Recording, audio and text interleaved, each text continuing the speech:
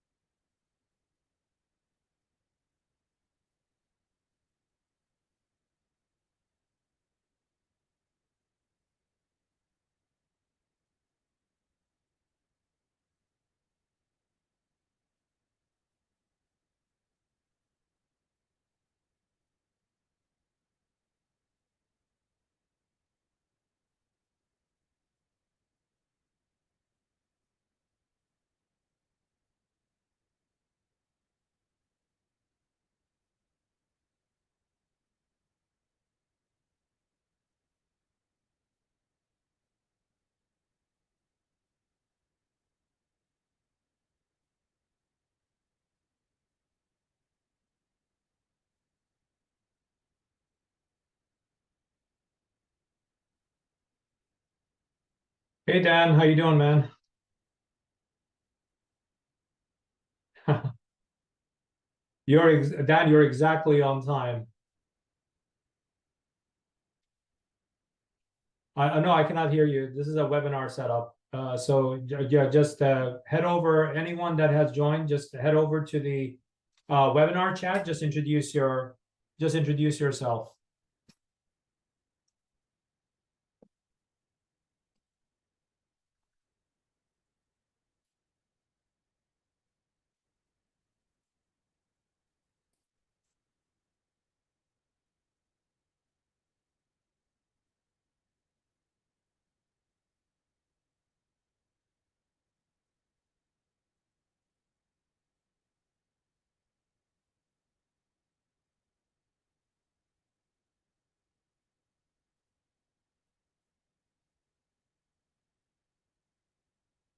As you're joining, just head over to the webinar chat and introduce yourselves. We're just a bit early here, just to make sure that we can get started on time. We have a very exciting panel that's joining us today. So definitely head over to webinar chat and introduce yourselves. Highly, highly recommended for everyone. Make sure, and if you have attended any of my prior live workshops, these two pieces of tool are a must-have. So have a pen and have your notebook ready. So take lots of notes. This is going to be a power jam. You know, you have seen the live workshops we have done and how much value we bring during those panels.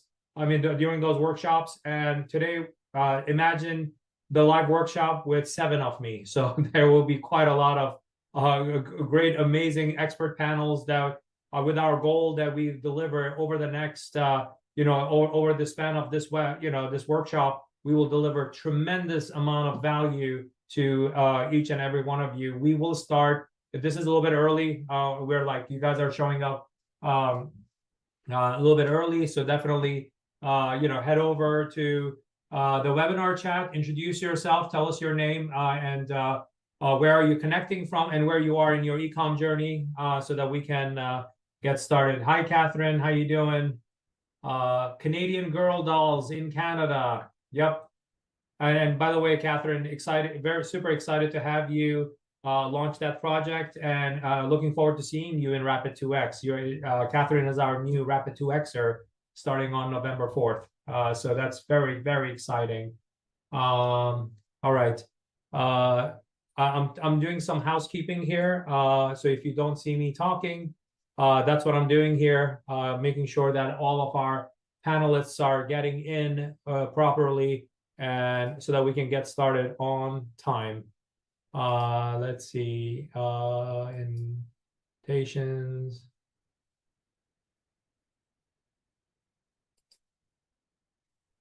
Oh, okay.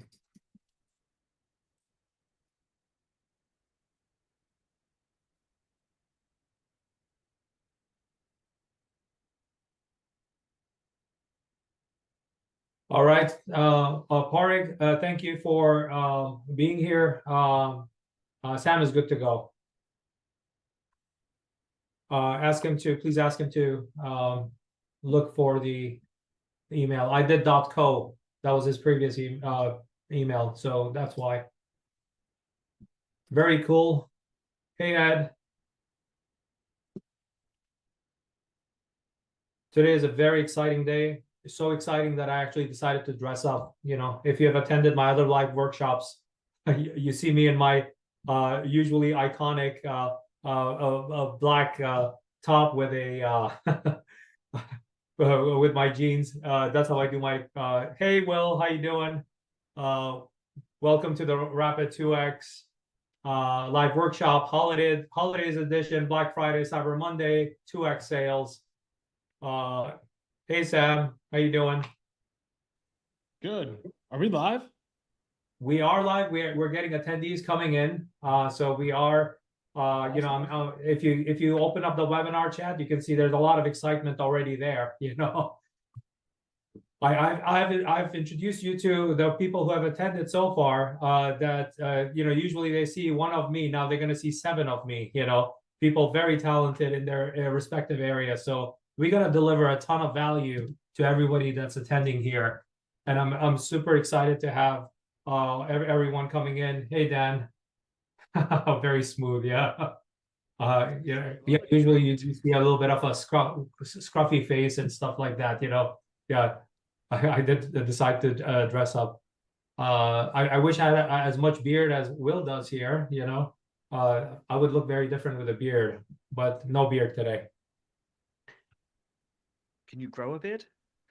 No, very little, spotty, like right here, and then maybe like one of those 1970s style type thing, but then empty here, you know.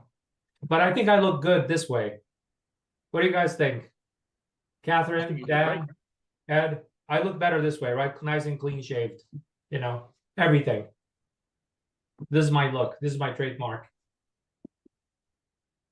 Hi, Ed. Welcome to the to the live workshop, holidays edition. Super excited to have you guys here. We will get started as soon as all of our panelists show. We have a power-packed live workshop today with a goal that you know, just make sure, like I always do, these two are your best weapons for this session. Take lots of notes, and as we are talking, definitely also plug in questions. This is a very interactive live workshop. We want everybody to walk away with a tremendous amount of you know, value here, so that you guys take it and start implementing it and stuff like that. Parik may want to jump in. Thank you, Catherine. I don't know about that, you know.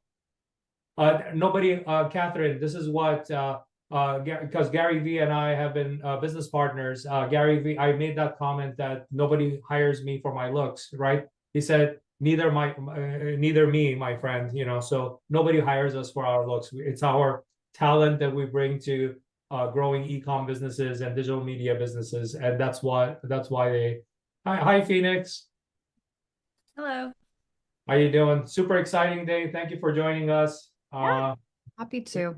I promised 7 of me in this panel today, so we have a ton of value. And as you can see, this is not usually, you don't see me like this. So this is me dressed up and nice and clean shaved, you know. Good for you, man. Hi, Sam. Hey, Phoenix, how are you? Doing well. I Long don't know time. if you know Will. Will is I'm going to intro everybody. He's CRO, you know. Hey, Will. Hello. Everyone else attending, welcome to the live workshop. Super exciting panel today. We're going to deliver a ton of value. Definitely get your notebook on the side as we talk and as we share.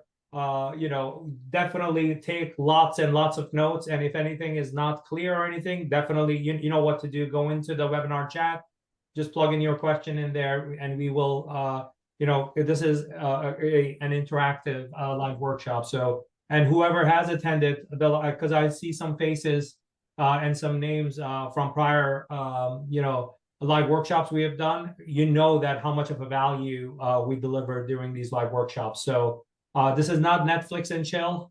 So make sure you take lots of notes and you know, ask a lot of questions, because this is a power-packed you know, group of people here. Parig, if you could reach out to any of the other panelists that have not joined yet, to make sure that they join, so that we can get started and we can get the ball rolling with this. I think we're just missing Elliott, I think. Yeah. I just sent a message about 2 minutes ago. Let's just make sure to shame him when he joins. Okay, for being 2 minutes late, right? Yep. You can't be getting away with that, right? Listen, you can't be late to these workshops. You can't do that, man. I was 10 minutes early. And some of our attendees, I want to give credit to them. Some of our attendees, as soon as I joined, they were in. They were in. Everybody's ready to learn, you know, so we can't be late.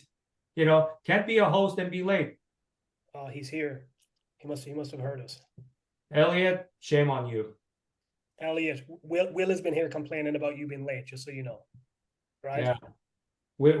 We were all here, man, and our attendees were here. We're ready to start. So let's get I think we're good to start, Parig, right? Yeah, we're good to get into it. Yeah, fantastic. Right. And then any of the host stuff, please, you know, Parig, if you could, you know, address it if there's any need for it. I don't think there is, because the Zoom webinars, we should be good. So kind of a rules of the engagement for everybody. One of the things that I've said to all of the panelists, right? We have to deliver high value, and each and every person is going to deliver a power-packed, you know, a recommendation that you could take and implement it in your e-com DTC sites, so that you can see amazing results from it. So, and we have one participant that couldn't be here today, right? But we have asked them to, and that's Sean McCarthy from Lucky Orange. They have recorded. They couldn't be here because they had another live event going on at the same time, right? But they were gracious enough to actually record their recommendation from Lucky Orange's perspective, and we will be getting that started. So the rules of engagement, as far as the attendees go, please head over to the webinar chat just to make sure that you can, you know, that is working for you, and make, you know, and you have set it up to everyone, the to field to everyone, so that you are posting your questions in there. So please introduce yourself, first of all, who you are, what's your e-com brand, and where are you connecting from. Love to see that. We have in our programs, we have people from all over the world. So this is not isolated to like the US audience or anything like that. We have folks from Netherlands, Canada, Denmark, Norway, Australia. I think even, oh yeah, there you go. Someone from Bali also has joined. So this is a pretty global event, and it's pretty power-packed. So with that, what I would love to do is I want to just quickly go around and introduce folks. Starting from the top on my screen here, I have Will Laurenson from Customers Who Click, conversion rate optimization, expert guru, phenomenal. He's going to hit everything related to CRO. We have Sam Piliero from the Moonlighters. His superpowers are paid media ads, and he has done a phenomenal job across the board with his clients and stuff like that. And a lot of folks from our Rapid 2X program also.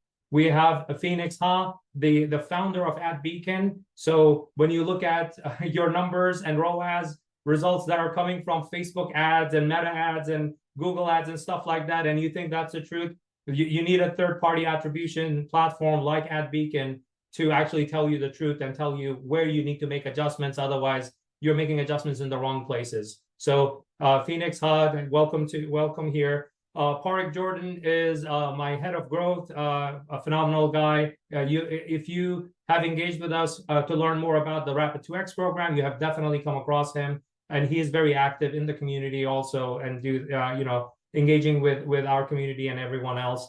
Elliott Kovac runs the dispatch agency. His superpower, email marketing, right? And Lucky Orange, who's not here, Sean McCarthy, they focus on heat maps and optimizing consumer behavior on your site. So I will definitely play their video that they have submitted for this session at some point today. Now on the attendee side, you guys are, I want you guys to be as active as possible. So if you have not introduced yourself, definitely head over and introduce yourself, and also tell us the brand you're running on and any kind of challenges that you're facing. And as every panelist shares their expertise, right? And what to do this holiday season. So we're not recycling anything from the old. We're talking about, this is a live workshop, October 23rd, 2024 at 12:07 p.m. So this is a live show. This is not a recording. So make sure you listen, interact, ask questions, right? And you'll be surprised that if you ask the question, somebody else may have had a similar kind of question and they may have been shy about it. So don't be shy. Definitely share, and let's 2x your e-com businesses during this live workshop. With that, I would like to start with, because I'm the host, I'm gonna go last, and I'm gonna give you my recommendation at the very last. So make sure that you stay tuned, get yourself a coffee, water. I hope that you already had your bio break, because you don't want to miss a second of this live workshop. With that, I would like to hand off the mic to Phoenix Ha, the founder of AdBeacon. So let's get started with those attributions. Hey guys, how are you? I hope everyone's doing well and excited for Black Friday, Cyber Monday, and what's to come. I'm a big proponent of never making decisions off of data you can't prove, which is really what attribution is all about. There's like a really scary word about attribution, what it means, and what it comes down to. Hi, Asia, Andy, they also use AdBeacon. What it really comes down to is who gets credit for a sale within a given amount of time. And if you know which channel gets the credit and how much credit it gets, then you start to allocate budgets in the right direction, alongside Sabir, alongside what you're doing here. And our number one goal is just to show you a clear picture of that, unbiased. Our thing is like, look, Google is constantly telling you that they're making you a bunch of money. Meta is telling you they're making you a bunch of money. Everyone is telling you they're making a bunch of money. And then you go to your Shopify, WooCommerce, a BigCommerce store, and you're like, I'm not making money. I hate this. So our number one goal is to stitch everything back together and then provide you insights. I think the easiest low-hanging fruit right now, in my opinion, is going to be segments and RFM, which I know that is very much in line with what Sabir believes in as well. And what I mean by RFM is it's just basically a scoring system of your current demo or your current customer base. Scores being by how recent they bought from you, how frequent they buy from you, and how much they bought from you. Peak, which is what we call Black Friday, Cyber Monday, is all about grabbing people at the lowest cost possible. Some people want to go all out and spend all this money. That's fine too, but I'm a little more conservative. So you want to drive traffic leading up to peak, then during peak, try to get them. And then after, right, you try to recover. So how do you use those segments to re-engage with people who already want to buy from you without paying so much money for them again? So I think RFM is a really great way for you to go about it. We do that in our platform and create audiences that directly sync for targeting. But I think that's really low-hanging fruit. And then the last thing I wanted to talk about in terms of attribution is like, if you're pressing buttons and if you want to spend more money in certain sections, you need to be able to prove it. So that's my number one heartbeat, is to be able to show the full customer journey, make sure that a first name and last name is attached to every dollar that's being tracked. So you feel confident with where your money's going to, because you can't just spend money for the sake of spending money right now. Like with the economy, with everything that's going on, you need to be conservative, but you also need to grow your business. So those are some key things I just wanted to talk about really quick while I hand over the mic to somebody else, but those are my main areas of interest for BFCM. No, let's just jump into it, Phoenix. Okay, cool. Do you want me to share my screen? I can share my screen. Yeah, go ahead. Okay, awesome. Now, is everybody here familiar with RFM? I'm going to pretend everyone says yes, because I just talked about this. No, no problem. So let me go ahead and pull up what RFM means, and let me show you how, oh, I see some plus symbols. So let me go ahead and share my screen really quick and use an example. Oh, it says I'm disabled from sharing my screen. It should be good. All right, well, I'm a visual person, so for those of you who said no, this is a perfect opportunity. Yeah, it's still not letting me. There we go. Awesome. Yeah, sorry So about that. I'll use this client as an example. We're able to take all of your customer data here, and we're able to see recency, frequency, and monetary, and understand the percentage in which each person sits. So for example, 21% for this client are potential loyalists that have a score of a 3 to 5 in recency, a 1 to 3 in frequency, and 1 to 3 in monetary. What does that mean? It's a lot of words. It just means that they are gold. They're potential to be your best customers. So how do you re-engage with them leading up to peak to get them to become champions, in which there's only 17%? So you want to move these up to here. How do you do that? Upsell deals. You do that with knowing what they're most likely going to buy next, which we're able to show you.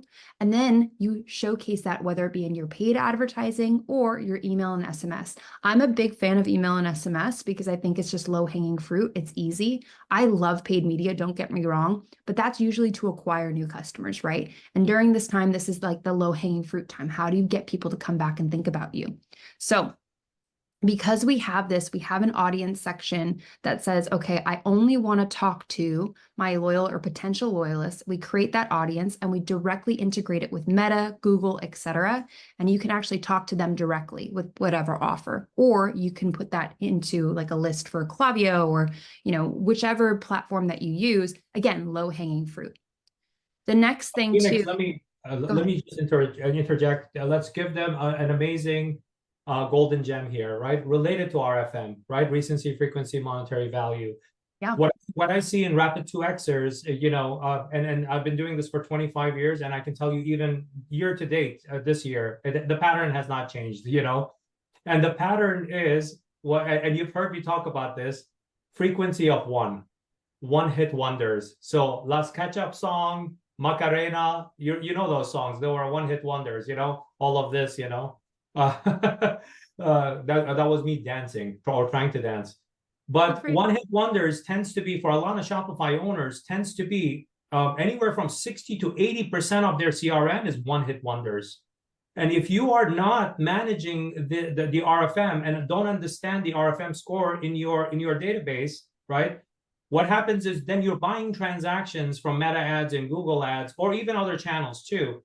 And they come in, they make that one purchase. And we were actually analyzing, I think, I don't know if it was Asia and Andy that we were spending time on, right? That when we analyzed the data behind it, the cost per acquisition was like $150. The average order from those ads was $88. And most of the database was one hit wonders, meaning that they bought it. There's no, unless you actively work on second purchase, third purchase, and so on, what happens? That's a negative relationship. That's a negative relationship in your database, and that ends up hurting you. This is why you have to really pay, for all the attendees, you have to really pay attention to the RFM, especially the biggest enemy there is the one hit wonder customers. Exactly. And look, I just switched over to another client. I have permissions with all these clients, just a heads up, but there's at risk, which has low scores too, which these people would potentially churn. That's 25% of their business. So if you don't know that, how do you talk to them directly and go, wait a minute, come back. There's all these offers, all these things. And you also don't want the one hit wonders. The at risks are worth re-engaging. The lost are not. So exclude them in your marketing. Don't talk to people who don't want to buy from you again. And that's really important. The second component that I think is really important, and it'll go down to attribution, is the product's journey. And this is going to tell you by lifetime value. So, for example, if I know someone wants to buy this, let's just say you know your business best, right? You know that people love to buy a specific SKU.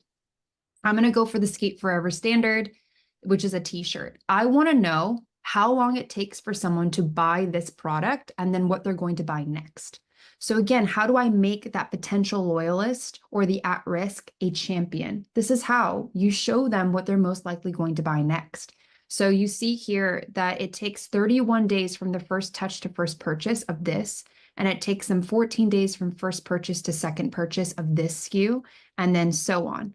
But to take it up a notch, because all we care about is lifetime value, we want them to sustain you for the rest of the year. We don't want them to sustain you for a season. You want the year, right?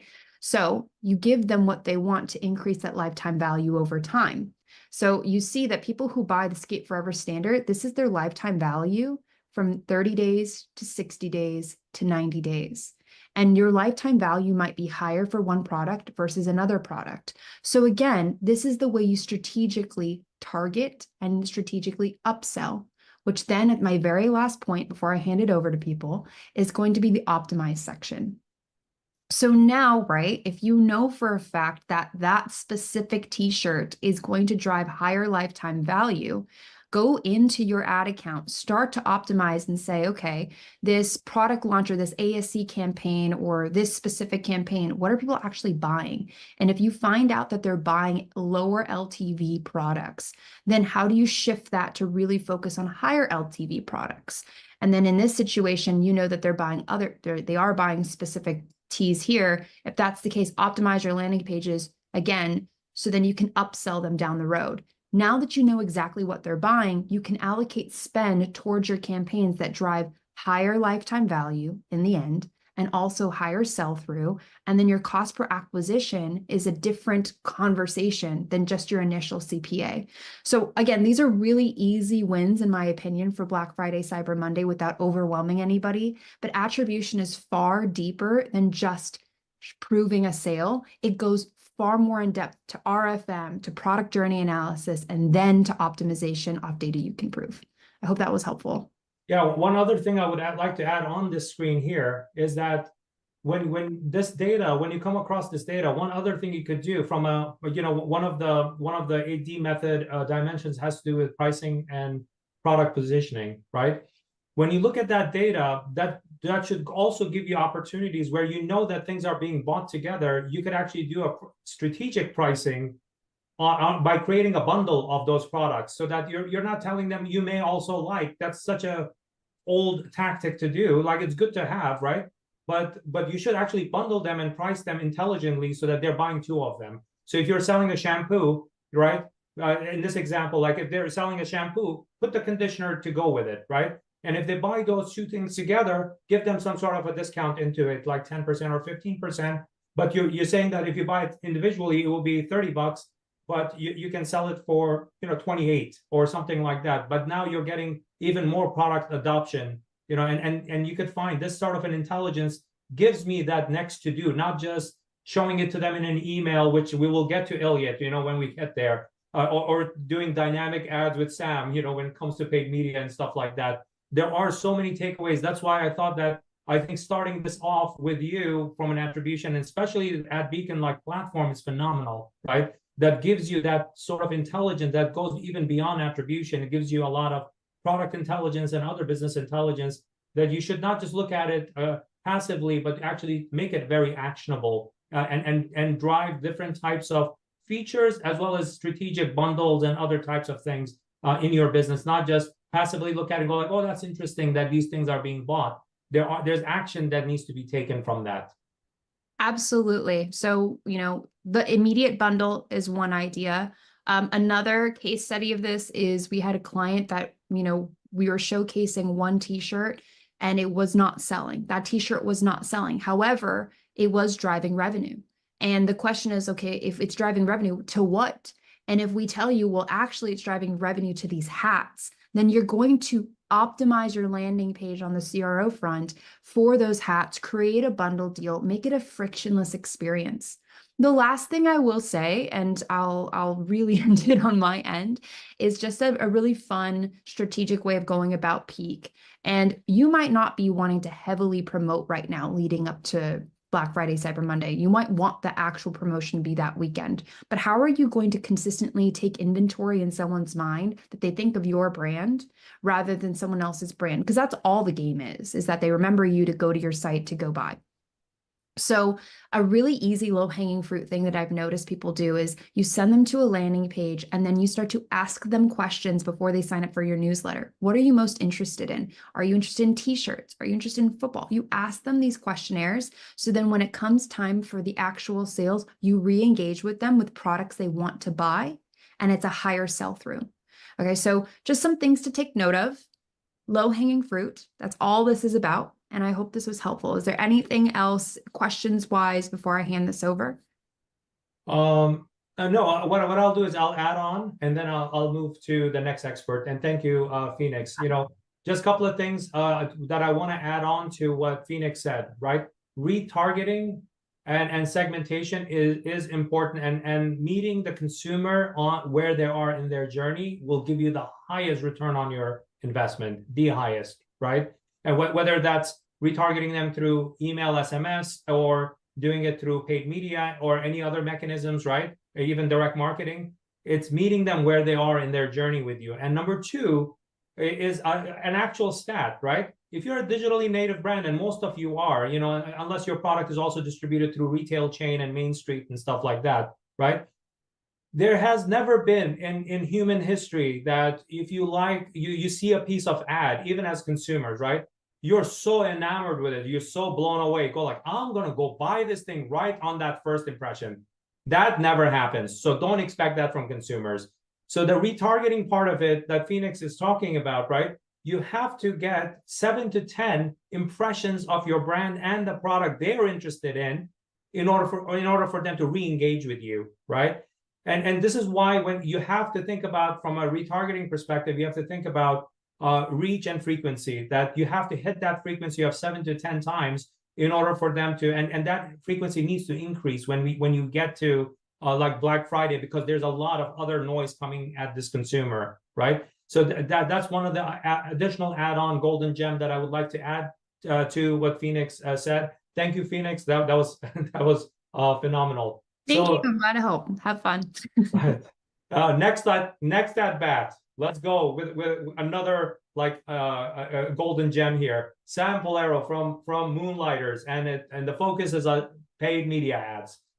All right. Let's roll. Thanks, Sabir. Everyone could hear me okay? We're all good? All good.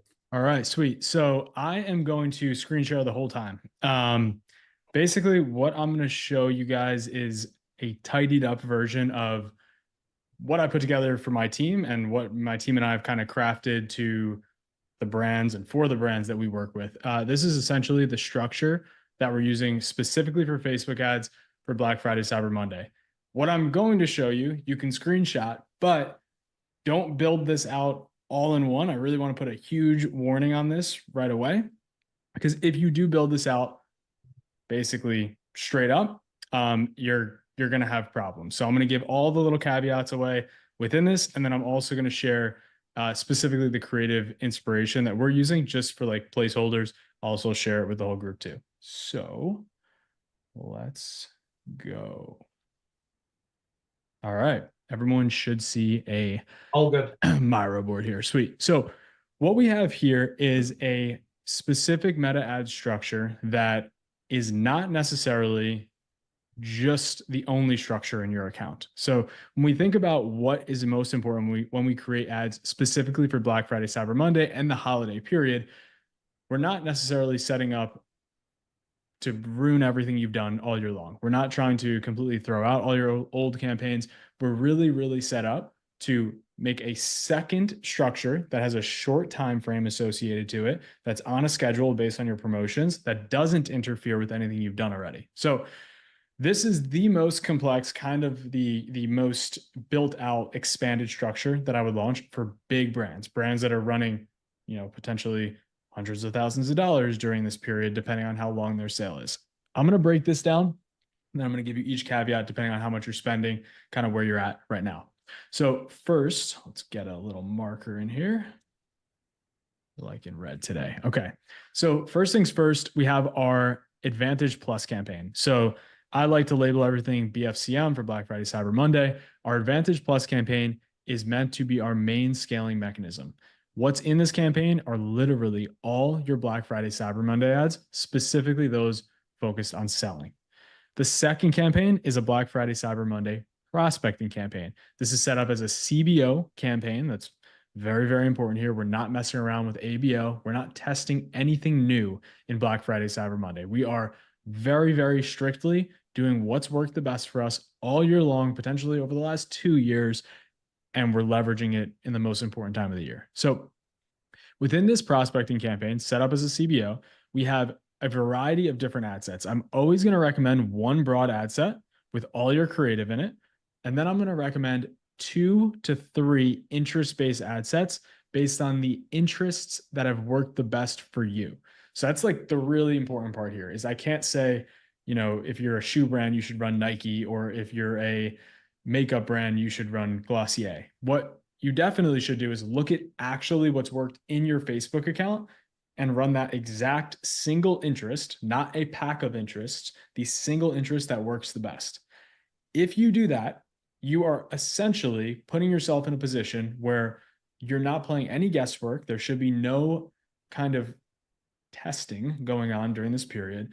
You're putting your best creatives specifically for this promotion where conversion rate should be the highest, and you're sending them to your most profitable audiences for the year. Now, there's one important part here. You don't set interests, A, stacked together, which I already mentioned, and B, you don't select the interest based just on return on ad spend. You select the interest based on what has worked the best at scale. So generally speaking, what I would do is I would go into my ad account and I would literally look at, you know, the big, all the different ad sets across, and I would only really be paying attention to the top 3 or 4, the ones that actually attributed somewhere around 50% plus of the total spend, right? That group of 3 to 4 probably were accounting for somewhere in the 50% range of spend.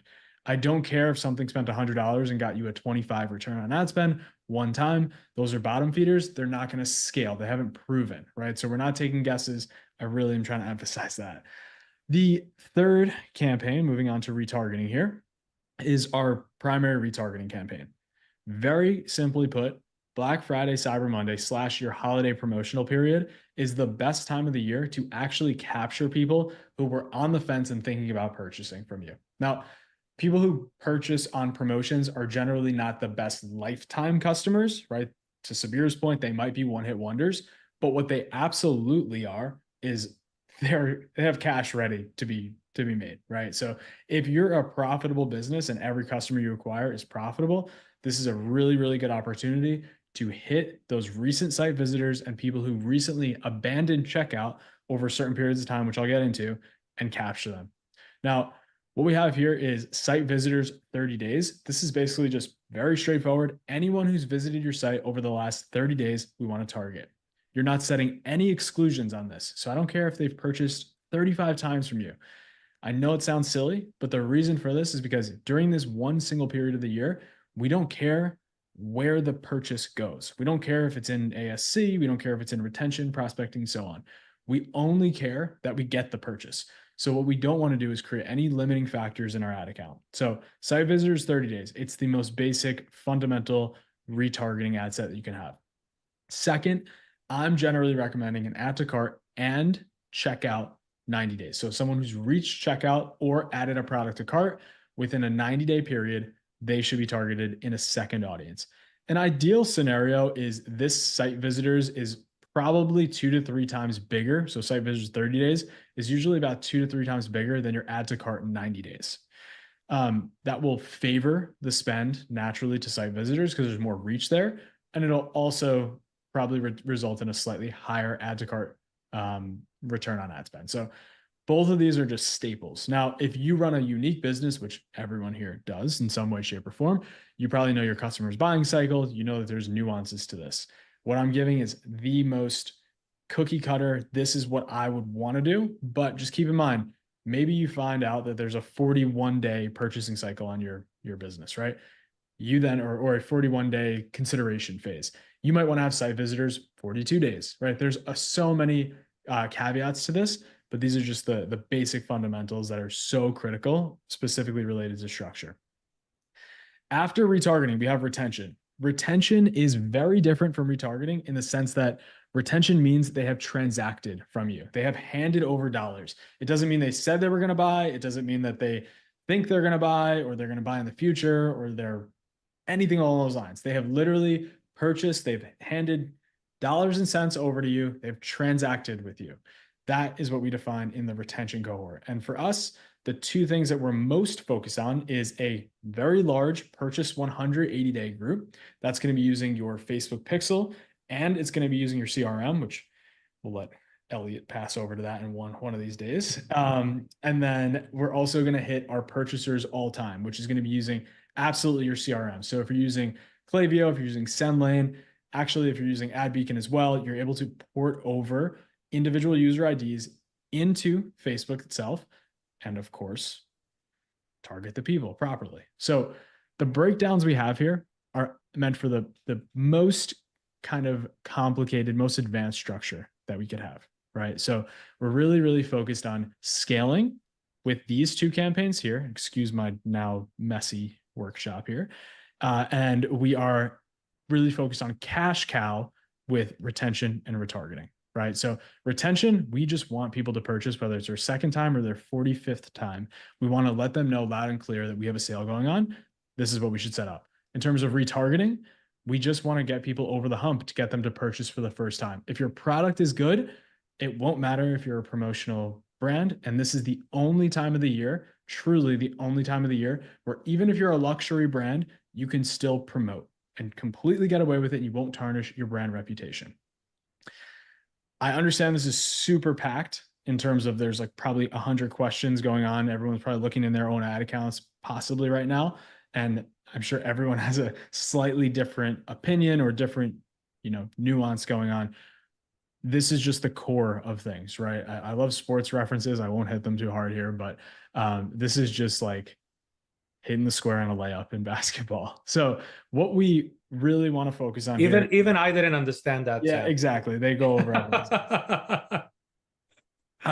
But the important part is just the structures to your business in these buckets. Now, if you're just starting, right? If you're just starting or you have before you continue, Sam, yes. I have two questions that came up. One Certainly. from Ari. Ari is asking, retargeting is ABO or CBO? What are your thoughts? CBO. Everything here is CBO. Okay. And Itar says, do you exclude the purchased 180-day from add to cart checkout 90 days? You do not exclude from here. I'm sorry. Yes, you do exclude. You exclude from here and you exclude from here. This purchase 180 days gets excluded. Yes. And how often, I strongly believe in exclusions, right? As you're optimizing your ads, right? Mm-hmm. How often should you be excluding and where do you get those signals so that you can start continuously exclude? And how often should we do it so that we don't run into any kind of learning phase or anything like that during this critical time? Yeah, so great question. I think that because in these cases, everything I'm prescribing here is pixel and or an integration with Meta. So you're actually not resetting anything. So it's a ideal scenario. We take that 180-day purchasers pixel group and we exclude that from the add to cart and checkout 90 days. That puts us in a situation where it's going to update automatically in the background every single time there's a new person added to that list. There's no relearning necessarily happening. It's ideal. And what about your thoughts on creative optimization, changing things out as you're learning, right? During this period, and also budget optimization. Yeah, so I'm going to get into creative, as you could see from the little hint on the bottom of my screen. All right, there we go. So it was a good transition. But yes, but I'm a good host. I appreciate it, Sabir. I will touch on budget here for a second for how my expectations to start, but I want to share what I think is really important for people who are kind of just, maybe this is your first Black Friday or the first one you're going to go, hard in potentially, or maybe you've done this 4 or 5 times and it hasn't hit the way you want it to. So here are the things that I want to keep in mind. When you think about Facebook structures, while this is the full build, when we look at BFCM as the ASC campaign, if you're spending $100 a day, I literally want you to cut all this out and just run this, right? It's okay, right? It's completely okay. The other variation of this, if you know interests work well for you, potentially run your ASC and only run a prospecting campaign with 1 or 2 interests in them, right? There's pieces you could pick apart from this. If you're spending $30, $40, $50, $100,000 over the course of the promotional period, and your promotional period isn't just the Friday through the Monday, then you have more opportunity to expand. So just keep that in mind. If you have a small budget, it will get spread way too thin if you have 4 campaigns with a variety of ad sets here. If you have more budget, of course, it opens up, different opportunities. Regarding actual budget allocation, the most simple way to think about this is ASC and prospecting should be a 50-50 split, which should represent about 80% of your total. Simply put, it's not perfect. So we would go 40, we would go 40, and then we would go 10 and 10. Retargeting and retention over the course of the sale should be managed on frequency. Frequency is how many times did someone see an ad? You could look at it. It's a column default in your ads manager. It's literally right here. Average number of times each account center account saw your ad. Pay attention to it. Generally speaking, don't let it get over 7 on a 5 to 7 day look. Doesn't need to be perfect. Ad Beacon has better insights on that, but generally speaking, 7 over 7 is a good benchmark. I mean, it goes back to what I said earlier about that frequency of retargeting being between 7 to 10, right? Yeah, exactly. Yeah, you just have to follow that. This applies here quite a lot, 100%. Yep. Yeah. I'm going to cruise through creative a little quickly here. So one of the things that we've noticed amongst the clients that we work with specifically, we only work with e-commerce brands, and usually those brands are between $1 and $10 million in annual revenue. And what we notice is that a lot of these brands struggle with creative concepts. So we often come to them with new creative concepts, things that we want from them. But specific to Black Friday, Cyber Monday, we didn't get the best round until a few weeks ago. And basically, what we've done here is just put together a light creative inspiration touch that you could really steal from. So these are top direct consumer e-commerce brands in the market right now. These ad previews are stolen from Facebook ad library and Motion. Basically, we're able to look at what everyone else is doing in the market. It's free. Everyone could look at what everyone's doing. What we're mostly paying attention to are what ads are running the longest and what are most specifically going to work based on literally our creative eye for Black Friday and Cyber Monday. So I broke this down into 2 categories. We have quality statics and we have ugly ads. Quality statics look good. They feel good. You get them and you almost receive some sort of like dopamine hit when you see this ad. It's so straight up. It's so in your face. It's good. Same thing here with like true classic. You know what's happening here right away. This is a BOGO right off the bat. The really core thing that I want to get out here is that you have to be very bold in the 4th quarter.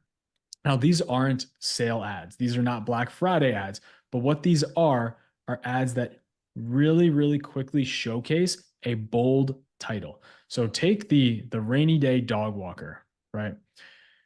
Imagine if you had this exact ad, and instead of saying the rainy day dog walker, you just said Black Friday, 30% off site-wide, something like that, right? There's 100,000 variations of this, but the general purpose is that you have big, bold text on the image, which if everyone remembers, you actually weren't even allowed to do about a year ago on Facebook. It's going to be a huge text on image with product. Every single one of these ads, even ones that are, let's say, more attention grabbing, like the bra brands of Honey Love that we have right here, they are really clear as to what they are selling, right? Very, very clear in every single case. We know this is likely clothing. This is t-shirts. This is shoes, bras. Liquid Death, I'll admit, is a little bit of a different one. So don't hold me to that. And then we have a jean brand, right? Very, very straightforward. That honestly, I think if you had to choose one thing to make, just make ads like these 3 here. These 3 are probably the most straightforward example of ads that will work well. They're not going to completely change your brand's identity. They're just going to tell people that you're on sale. And then the last thing is the 1 hour ads, or ugly ads, whatever you want to call them. These are ads that you could probably make in legitimately 5 minutes. I actually like these ads because they stand out tremendously and they don't feel like ads oftentimes. So first we have the iPhone Notes ad, just like literally like this. There's really no other way for me to explain it. And then we have sticky note ads, which tend to do really, really well. They're having a moment right now. I think this one actually could be a little bit better, but general idea is like you literally take a sticky note and you take a screenshot on your phone with the sticky note. We also have a ad that looks very, very similar to what we have here, but we have it on a sticky note written in true, whatever, pen. Handwritten. Thank you, Sabir. Which ultimately engages the user in a different way. So I'm a real big fan of the quality statics, but I do think for some brands, these quote ugly ads could do super well in the fourth quarter, as long as we are screaming what the discount is and what the promotion is. Because like I said before, this is the one time a year where you can get away with saying buy one, get one free, X% off, and not discount your brand in totality. That is everything that I was going to go through. I'm happy to answer any questions that pop up. So just kind of while we're waiting for the questions, what I would say is I think keep it simple, right? Especially during this time where the attention span is like divided across so many advertisers. Keep the ad, even in the quality one, the message there is keep it simple. Because a lot of what I see, a lot of Shopify store owners, what they do is they go like, we have to tell them about this or that or whatever. You're going to confuse them. That ad is not going to perform. They're not going to see it. They'll ignore it, right? So you have to keep it very simple. Maybe 3 to 5 words is more than enough, right? Keep it simple. Maybe there's a logo there and then it shows the product that you have. Keep it super simple. And even with the ugly, as you can see, the message is very clean, right? You see the screenshot, you see the post-it note. It's very simple, right? People get it. And with the ugly ads, it's attention grabbing. That's what it is. Because in the sea of sameness of all these ads that look the same, and if you have your ad with a post-it note on there, it distracts them from the normal. So you will get a lot better engagement out of those ads from that perspective too. You have to understand the consumer psychology there too. Totally agree with you, Sabir. Totally. Very cool. Let's see. Elif, I hope that we answered, and Sam actually answered your question. And for all that's a very good idea, and we are doing that. We should actually share the insights also for newer brands also. And thank you, Sam, for covering that, where you X'd out all the other panels and you just kept it to just that first panel and maybe the second panel, depending on the size of the budget there. And then how often would you say, Sam, to change the budget, right? If I'm spending $50, I see that it's working. When do I go to 75 or 100 before, I don't want to trigger learning phase? So I have a harsher opinion on this than most people do. I think that you could spend and increase your budgets as aggressively as you want. I think that we've been kind of, what's the right word, like psyoped a little bit into a world where you can only increase by 10 or 20% to avoid getting into the learning phase.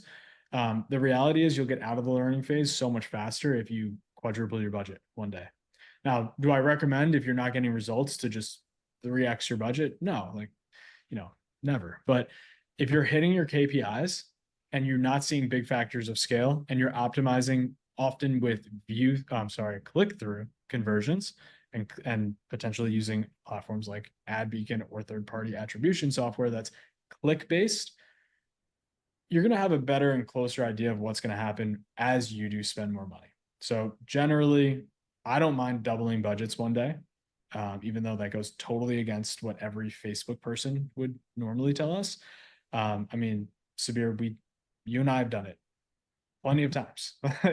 It's happened many times before when in past lives and past experiences, we've moved budgets from a few $1,000s a day to tens of thousands and $20,000s per day.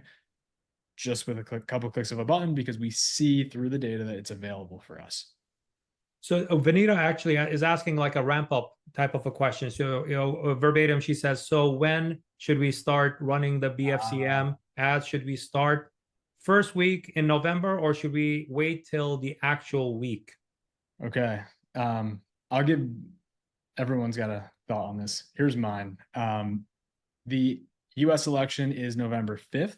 Political advertising represents right now about 40% of total eyeballs on the platform, which is bonkers. So CPMs are high. Cost of advertising is super high. My recommendation is November 6th. Two things will happen. A, CPMs, cost of advertising, is likely to go down. Can't guarantee it, but it's likely to go down. And then second, half the country is going to be happy. That doesn't happen too often. So we like that. Consumer behavior is usually really, really strong, meaning consumer purchasing behavior is usually really strong post-election, because even the other 50% that's not happy tends to understand and know with certainty what's happening for the next 4 years. That caveat, that's for the US market, because we do is. have people from Netherlands and Denmark and everywhere else in the world, So if your markets are like Australia, New Zealand, I don't know how much coverage US elections are getting, and if there are ads being run in those areas, or even promoting content related to it by news agencies and stuff, be mindful of that, So that's a very good advice, even from a global standpoint. Phoenix, I saw you making faces. So what's your POV on this? Damn. Okay. So I agree with Sam. Actually, like I think, well, okay, look, I think shocking your ad account is still a thing in terms of like spending too much within a time period. I don't think that the 20% threshold is really that barometer that we've been used to. If it's during peak, scale. Like, I really have a hard time with people handcuffing themselves during peak because they fit this formulaic 20% every 3 days type of thing. Because I've spent 5 to 50,000 jump in one day during BFCM and still profitable, still okay. And also just to keep in mind, like sometimes you can sustain that growth year round. Probably not to the highest extent of Black Friday, Cyber Monday, but maybe even 20% less. And then now you're growing. So you rob yourself of that opportunity. If you see great results, push. It's your it's your time.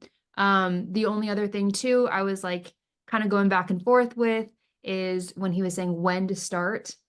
I completely agree. I was going to think about the election too. It's like, yeah, CPMs are most likely going to drop. There's no guarantee because you're up against Temu, who is already eating up a lot of ad inventory. Then you've got political. Then we had the Olympics. We had a lot of things that we don't necessarily or weren't normal at the time. So things will get better. I was worried, Sam, that you're going to say put everything during Black Friday, Cyber Monday, because I was on a different webinar and another guy said that. And I was like, no.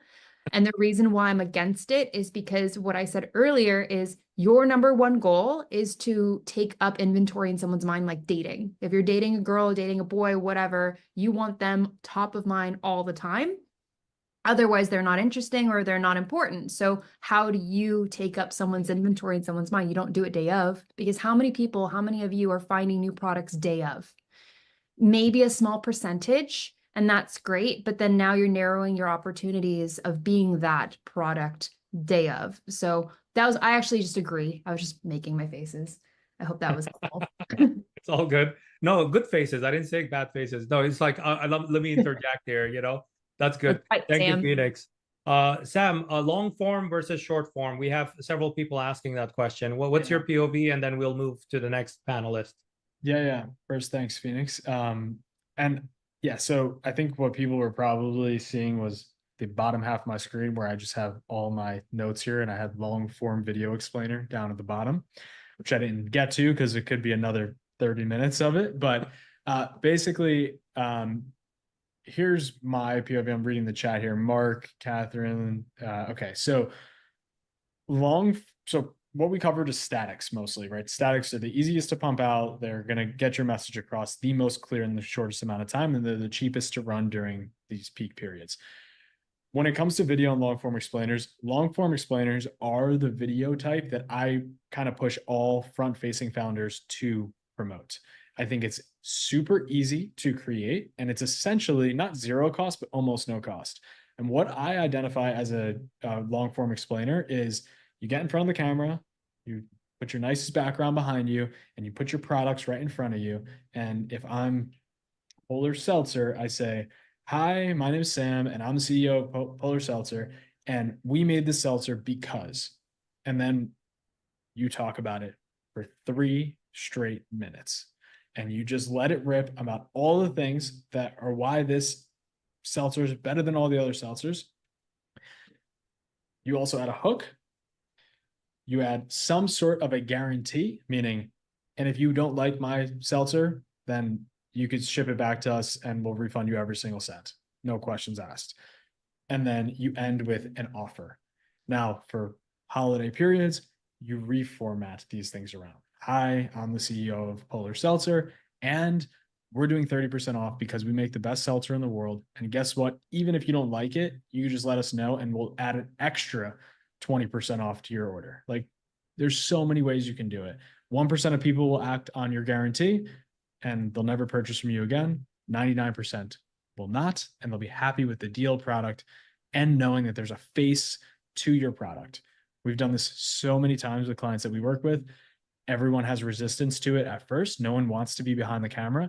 And once they are, everything changes.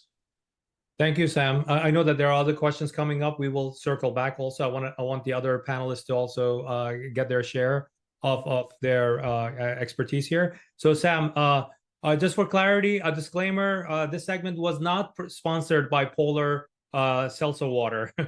So I just want to clear that would have been smooth. Sabir. Maybe they should sponsor future ones. Parik needs to work on partnerships with them, you know. And with that, thank you, Sam. Let's move on to Will Laurenson from Customers Who Click. I would say that let's go and help all of these attendees with their conversion rate optimization, CRO expertise. Let's go, Will. Hi. So I feel like there's so much more I want to talk about now, given what these two have just talked about. So I'm going to try and really stay focused, because the thing that I really want to focus everyone on right now is landing pages, which got mentioned a bit in the previous talks. But not only a landing page is just a great opportunity for Black Friday, given that it's coming up, but just generally speaking, if you are spending money, if you are deliberately driving traffic to your website, which I would hope most people are, landing pages are the best place to send them to, right? Just never, well, I don't know what Sam thinks about this, but or Sabir, but I don't think you should ever direct traffic to your homepage, right? Deliberately, right? Maybe you get some direct traffic, SEO traffic and whatever, but if you're spending money, you need to control the dialogue, you need to control where that traffic goes to. And the best place to do that is a landing page, right? So the first thing you should direct to homepage literally 0 times. Things that you control, all the channels you control. You should put traffic to your homepage exactly 0 times. Yeah, I can't really think of any reason to. You know, you're putting an ad, a specific message in an ad in front of someone, and then you're landing them on your homepage and saying, go figure it out for yourself.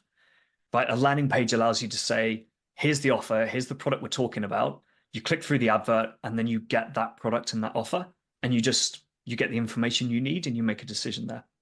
So there are 3 types of landing pages that I want to focus on, because I think these are the 3 most common and very much tie into what these guys do as well. So the first is product specific. So this is where we're basically saying we have a hero product or maybe a bundle. We want people to buy this product or bundle. So advertise to that product and bundle and sell that on that page, and just have one page that is dedicated to talking about why that product is amazing, why you should buy it, any special offer that you're pushing. You want to add as much content there as possible, as long as it provides value. All right. So the next one is offer or promotion intent. So this is where, you know, maybe if you're a fashion website or something like that, you might not have a hero product that you want to direct people straight to, but you might have a Black Friday sale coming up, right? Or a new collection or whatever it is, but it's a bit more of a bit broader, right? So we use promotional or campaign pages to say, here's what's going on, here's stuff that's coming up. Learn about our business, learn about our products, and then kind of go and explore what those products are. And then the final one, which I'm really, really enjoying at the moment, actually, is kind of problem-solving intent or educational pages. And part of the reason I like this is because we tie it into kind of email marketing and zero-party data. And I think it's Phoenix who mentioned, capturing data from people on landing pages, where you basically say, like, what problem are you trying to solve? What products are you trying to buy? Maybe what's your budget? Maybe when are you looking to purchase? And then you use this data to then either recommend a product to them right there and then and say, cool, we've actually got a solution for you. Or you pass all that information to Klaviyo, all that information back into ads, and you retarget people, you email people, you nurture them, and you get that sale over time. And, as Sabir said early on, it takes multiple touch points to get people through the door, right? And to get them to purchase. So those product specific pages are really good when you've got high intent people who want to purchase, and they know what they need to purchase and what the problem is they're trying to solve, but they may not know exactly what the product is. So those are perfect there. Majority of people, if they're coming from Facebook for the first time and have never really heard of you, then the educational pages are really good for that. Really good for kind of telling them about your brand, about your products, and then capturing that information. And if you do it right, you can still get a purchase. Because if you fill out a form, answer 5 questions, and then this form says to you, oh, by the way, we have this product for you, it's perfect for your situation, there's a good chance you're going to buy it, because you've basically just said, I have this problem, and the page is saying, cool, we'll fix that problem with this product. So that's what I'm really, really enjoying right now. So then I just want to with that, Will, I would say that, like a questionnaire type approach, what I have seen, and I highly recommend it for people, where there is a question, it's a technical product, let's say, right? And there's confusion around it. And when I say technical product, I don't mean like electronics. Women's bra is a complicated product, right? Most women wear the wrong bra size, for example, right?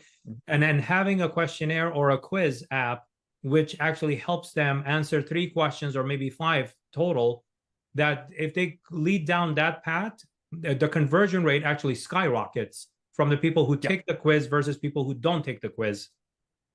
No, it's a great example. And I think a lot of brands use quizzes as those kind of broader pieces. Like if you're maybe a skincare brand or like health and beauty brand, you might use it as a way of saying, okay, cool, well, here's some skincare products. Here's some like hair products. Here's some makeup or whatever.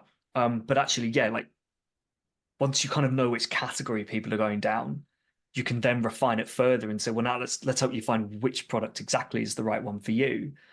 Where on that broader one, you might have too many questions to do that, right? And you don't want people to get bored, especially if they haven't given you an email address yet, right? You want to capture that email quite quickly. There's actually I've seen a lot of people doing just their normal email sign up forms with zero-party data, where it says, we'll give you a discount for your email address. Cool, pretty standard. And then it starts asking you questions, and that way they've got the email first, so they can now email you. But then they start to learn from you. And quite often, if you ask the right questions, people don't have an issue answering these questions. Yeah, I mean, it's not just the email there. Also, Will, let's tap into like Sam's area, right? With paid ads, you could do retargeting based on the types of questions they answered, because they told you literally what they're interested in. By answering A, B, C, or they're interested in B. All right, let's retarget them through this ad that's going to be specifically speak to them on the choice B that they selected. Exactly, and if you're really set up properly, you can track everything all the way through and say, people who clicked on this ad, maybe they told us this in their form, and then they went on to buy this, and then maybe what their lifetime is as well. But that gets quite complex, and I'm not here to go into that right now. We do have some questions. Let me just quickly Okay. interject here with from Mindy. She says, "I'm new to Shopify. This is our first Shopify site." It says, "How do you build landing pages? You know, so what's your POV?" I know the answer, but I want to hand this off to you. We use Replo, tool called Replo. There are a few others in the market. There's Gem Pages, Fly Pages, I think, Fly Page, and Shogun. Yeah. We use Replo. We find it the easiest to use. It is a little bit better. Oh, Pagefly, kind of, not Fly Page. Pagefly. Pagefly, that's the one. I thought it was wrong. Yeah, Replo, it works a bit better for us as well as an agency because it allows us to transfer templates and things around as well, so we can kind of build in our own account and then move things around, which is really helpful. And good for A/B testing also. Good for A/B testing. They've got loads of templates as well, and these templates are REPLO. Just answering that question. What was I going to say? They have loads of templates from actual brands. So these are brands that actually use these landing pages, have made money from these landing pages, and they've now been templated into Replo. And Vanita is asking about the quiz questionnaire app. What's your preferred tool? There are so many quiz apps out there. There's quite a few. There's two that I really like are you've got Octane AI, which is I think it is still Shopify only, which is fine because most people are on Shopify. That one's really, really good. They've actually introduced an AI builder, which I was having a look at today. So you basically press a button, it looks at your website, it kind of digs into Shopify, looks at your website, looks at everything, and builds a quiz for you. Now, I wouldn't recommend going live with that quiz, but it could save like you all the other AI apps, right? Don't take it as the first step. Don't just go with it, but it builds you a really good kind of framework and base for your quiz without you having to spend loads of time on it. And then you've just got to go in, tweak some questions. You've got to add your creative and stuff. And obviously, you know your product and brand better. So if it's saying, well, I think these are the answers to this question, you might say, well, actually, firstly, they're not the answers. And secondly, this isn't a relevant question anyway, so I don't want to ask it. So definitely look into that.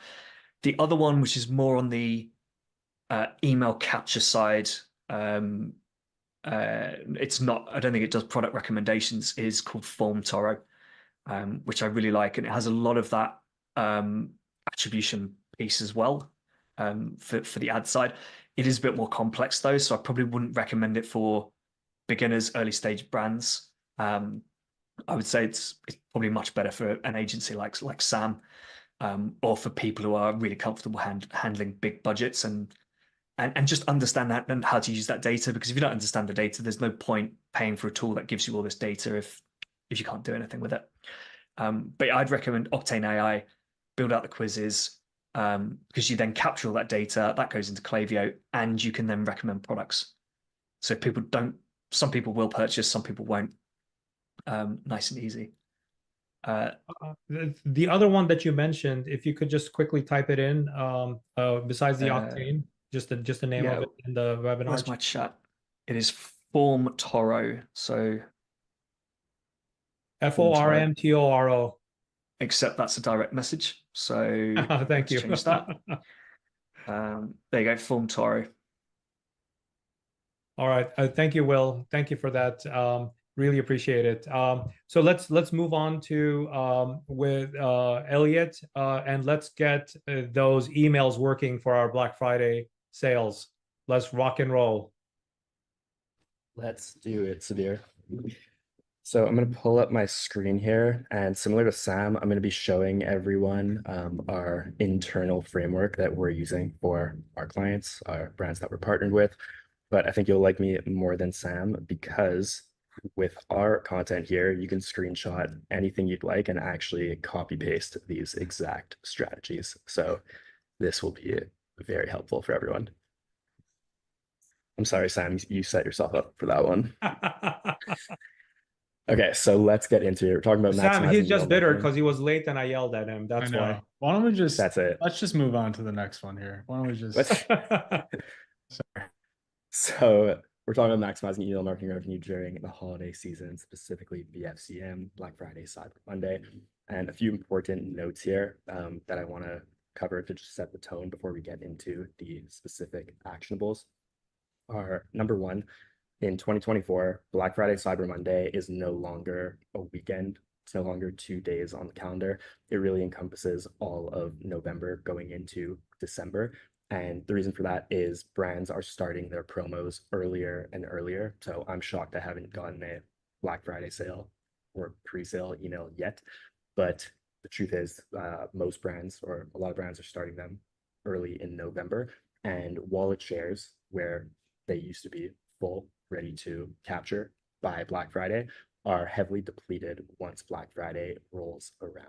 So Consumers spending already season, spent. that's it, exactly. So that's where when we use the word Black Friday, Cyber Monday, that terminology, we really talk about it as November and December at this point. So with that said, you should absolutely consider starting your sales earlier in November to maximize your revenue potential. And a side effect or coinciding reason why you need to be doing this is you can imagine if your competitors are on sale throughout November and you're waiting to launch your sale on Black Friday, Cyber Monday weekend, throughout the month of November, as you're sending your evergreen non-sale campaigns, you're competing with your competitors in your subscribers' inboxes where your competitors have a sale going on, you don't, and naturally your conversion will fall. So we have worked with brands that opt to not run a sale until Black Friday, Cyber Monday, and every time we've seen this happen, the month of November leading up to Black Friday, their sales fall off a cliff because everyone is in spending mode on sales specifically. I'll give a golden gem to this. By the way, you should do a sneak peek test of A/B testing your promotions that you want to run for Black Friday, Cyber Monday, October 16th through 31st. October, not even November 1. October, to your VIP list, to your own list and stuff like that. Just it could be a flash sale or something like that, where you're testing and you're learning from that, so that when you enter this period starting November 1st, you have a lot of knowns, because this does not just touch like the email campaigns. It also it will dictate your creatives when you're running your paid ads also. Yeah, absolutely. So 1 week down from the 16th, 1 week to go to run those You're already tests. late. Yeah, no pressure. So lastly, just to set the tone, your customers are actively spending their money. So you should give them a compelling offer to spend some of it with you in this season. And really important, we focus a lot on clearing the funnel in Q4 going into the end of the year, because you've been acquiring new email subscribers all year. And while unsubscribes are seen as a very scary thing in email marketing, the fact of the matter is between 80 and 90% of email signups you drive are never going to purchase. They're permanently going to be prospects. And the other fact of the matter is that the data supports is every day that goes by that these prospects who join your list and that 80 to 90% who will never purchase, every day that goes by where they don't purchase, the odds of them ever purchasing decrease dramatically. So this is where we want to use this opportunity when everyone is in peak consumerism mode to convert as many of these prospects as possible that you have gained throughout the year who haven't converted before they become effectively permanently lapsed. So the first thing that you're going to want to start with when putting your campaign calendar together for November, Black Friday, Cyber Monday, is analyzing your performance during these two periods. So the first period you want to look at is November 2023, specifically Black Friday, Cyber Monday 2023, and understand if you were running promos last year, what converted well, what didn't convert well, and what lessons can you take out of that in terms of offers that customers and prospects responded to well that you may want to bring into Black Friday, Cyber Monday 2024. And then the second thing is, I'm sure this applies to a lot of brands here. You've probably ramped up a lot of your testing, a lot of the offers that you've been sending in 2024. So with that, you also want to look at what have we sent in 2024, what offer types converted best, So if you ran a percentage off sale in June, a dollar off sale in May, a gift with purchase offer at some point, a tiered spending offer at some point, which offers converted best for your customer demo? Because we'll talk about offer strategy in a second, but there's simply not one top performing offer strategy for every single brand out there. So you need to let your customer demo tell you what that offer is for them. And by looking at your data from 2024 and last November, 2023, you'll be able to identify what those top performing offers are so that we can then bring that into the fold in 2024. And then the second thing you want to look at is throughout the year, hopefully, really hopefully, not every campaign you've been sending has been a promo campaign. We always try and balance throughout the year our promo campaigns with our educational campaigns, our engagement-driven campaigns, value-driven campaigns. And for those campaigns that were educational or value-driven that you sent out, so maybe you were talking about your customer testimonials in one campaign, maybe you were talking about your bestsellers in another campaign, which of those campaigns, which of those marketing angles and content converted best? Because we're also going to want to cherry pick what we now know work to convert your customer base without a promo involved, in order to bring that into the fold as well and merge with our promo strategy. So once you identify what worked last year and this year in 2024, now we want to get into the offer strategy that you want to run with. So we want to consider these strategies to maximize conversions. Number one, we want to start sales as early as possible in November. And I'm just going to skip ahead here to, we want the offer that you're running during Black Friday, Cyber Monday weekend to be the best deals that you're offering all year long. Because the truth is, while all other brands are starting their promos early, consumers are starting to spend early, there are a lot of consumers who do save part of their wallet share for Black Friday, Cyber Monday weekend, understanding that it is when most brands put their best deals forward. So what you don't want to happen is run your best deals early in November or potentially even earlier in the year, and then get to Black Friday, Cyber Monday and launch a 20% off site-wide sale. And it kind of just falls flat because you've been running a 20% off sale all month.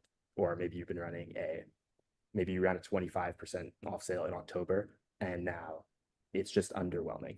So essentially, we want to hit your customers with the best deal that they've seen all year, which means in early November, these are just some ideas of top performing pre-Black Friday, Cyber Monday offers that we have seen in the past. The first is get a free gift with purchase on the first 500 orders, let's say, from when we start the promo. So basically, set a target number that can be the first 50 orders from the send time of this campaign will receive a free small gift with their purchase, and then set a end date to that. So essentially, you're going to drive purchases with this value of a free gift with the urgency of needing to be part of that first 50, first 100 purchases with the offer code, which will expire. And then the second type of offer is a limited time early access sale. So essentially, this can be on November 7th, let's say, launch your early access sale, which is for either VIPs or your entire email and SMS list. And this can include giving them a code for 20% off site-wide, let's say, where they will not see the offer presented anywhere on the site. So it's very clear that you haven't publicly launched your sale. It's not running in ads, but if you are on the email or SMS list, you've received a special code to shop early. And then once Black Friday, Cyber Monday comes along, just to kind of tie these strategies together, you would then tack on something additional. So maybe from November 7th to November 29th, it's 20% off site-wide early access. And then on Black Friday, it's 20% off site-wide plus a free gift with purchase, or plus an additional 5% off bestseller. Yeah, like doorbusters or webbusters, something like that. Yeah, exactly. And then during Black Friday, Cyber Monday weekend, the top performing offers we've seen are site-wide discounts. The idea really is that we want your offer to be as clear as possible. We don't want to have people jump through hoops to figure out how to claim your offer. So that's where a general percent off site-wide discount is generally what we see performing best. A buy more, save more discount, I would still prefer brands run site-wide discount, but if your margins don't really support 20% off a low AOV basket, that's where a buy more, save more has a similar impact and can drive higher AOV while still being pretty straightforward to understand. And then what we also see convert very, very well are specially merchandised bundles. So this is where you can create curated product bundles at steep discounts, which are only available on Black Friday. So number one, there's the limited aspect of it where we know this is only going to be available during Black Friday, Cyber Monday weekend. They can be heavily discounted because you can curate them based on inventory that you need to move for the end of Q4. And you could potentially combine them with products that do have strong consumer demand so that there is the natural pull to want to buy them. You get rid of some inventory. Potentially, you can also curate them based on new products that you want customers to try. So there's a lot of ways to twist this in your favor, and it's also a offer type that converts extremely well. The next thing that's important here is you want to have a different offer for Black Friday and Cyber Monday. So you don't want to run the same offer through both of these days. And the reason is you want to give people a reason to come back to the site. You don't want to be hammering home for 4 straight days, 20% off site-wide, 20% off site-wide, and basically let it run stale. So that's where it's really important. And we've seen this very clearly in the data. When brands have a different compelling offer on Cyber Monday than Black Friday, they drive far more clicks to the website because people are just intrigued to come back and now shop a different offer. This I already referenced, making your offer as easy as possible for customers to understand and apply. And then on Cyber Monday, the other thing that we've worked well, this goes into clearing the funnel again. But if you do have any data to support what converts your prospect specifically, so if you have a hero product that you know is a top converting product for first-time purchasers, that can be something that you discount heavily on that Cyber Monday to just drive acquisition and clear the funnel so that you don't let all of these prospects sitting in your database lapse going into next year. And then for customers, you can drive offers that maximize LTV, where that can be something like a subscribe and save offer. Most brands already have a subscribe and save offer, but you can make this more compelling. So if it's normally subscribe, say 20% off, it could be 25%, for example, a buy more, save more with tiered discounting, and then potentially like a bundle and save offer for customers. Now, getting to campaign frequency and timing, Sabir mentioned the number of impressions that are needed. I think Sam mentioned it as well. We want to aim for at least 20 emails throughout November to maximize opens, clicks, and ultimately conversions. Now, this actually there's no correlation here to the size of your list. A lot of people might think, I only have 10,000 subscribers. That's too many emails. People are going to get annoyed. They're going to unsubscribe. But the fact of the matter is, in the busiest time of the year, when number one, brands are starting their sales earlier, brands are also ramping up the frequency that they're sending. There's no point in the year when inboxes are going to be more flooded. So having those shots on goal to just get into the inbox and get an open and a click and ultimately conversion means needing to ramp up the amount of emails you're sending. Now, I want to add on one more thing to that, Elliott. It's not just the 20 that you have already planned. So here's the golden gem I'm going to give to everybody here, right? They should add on at least another 5 more campaigns, what I call break glass. In Rapid2X, we call it break glass campaigns, that in case if that revenue is not coming in or you're not making your sales and stuff like that, during this period, I would recommend having 5 break glass campaigns ready to go for targeted and segmented campaign. So it's not just 20, it's 20 plus 5 campaigns. So it's 25 campaigns you need to have at the ready. That's extra 5. Just in case if you're not meeting your goals, you need to break glass and send it to prospects, send it to one-hit wonders, send it to VIPs in order for you to get that traction to sweeten the deal or whatever. you should always have that extra 5 and hope that you never have to break the glass and never have to send those campaigns out. But if you do, it's at the ready, so you're not scrambling. It's already anxiety-driven period for marketers at this time, for business owners. You want to lessen that anxiety by planning better at this time on October 23rd. Yeah, that's a great point. So no matter how much research or confidence you do and have to choose your offers, great points up here. You definitely want to have those break glass campaigns in order to send something that you know is going to convert. So getting into cadence based on sale duration, if you're running a sale for only 1 to 2 weeks, you want to send at least 1 email per day. Again, a lot of people think this is excessive. It's going to drive heavy unsubscribes. It simply is not the case based on our data. And there are things that you can do to negate this, which I'll talk about in a second. If your sale's over 2 weeks, then just from a bandwidth perspective, if you can't create 25, 30 emails, you can send an email every 1 to 2 days. But once you get into peak periods, so a few days pre-Black Friday to Cyber Monday, you absolutely want to be sending daily. And then one thing that we found to be extremely effective is if you are running a sale from the early November through Cyber Monday, and that offer is the same for 2 weeks, let's say, there are certain content things you can do to avoid the offer getting stale. But by adding in 2 to 3 24-hour flash sales that have an additional incentive, like let's say you're running a 20% off early access promo for pre-Black Friday, and you can add in 20% off plus for the next 24 hours, an extra 5% off this specific collection, or for the next 24 hours, get this gifted purchase. That really keeps things interesting to have customers not feel like, okay, I've already seen this offer and now it's just a reminder being sent. Now, this is really important. You absolutely want to send teaser campaigns before your sale starts.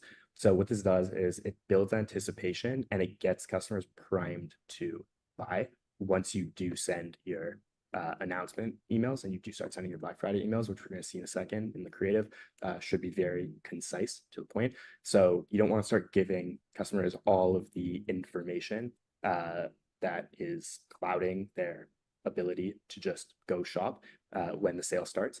You want them to have that information beforehand, get excited about it, hopefully wait by their phones to get that text and email, and then get ready to shop.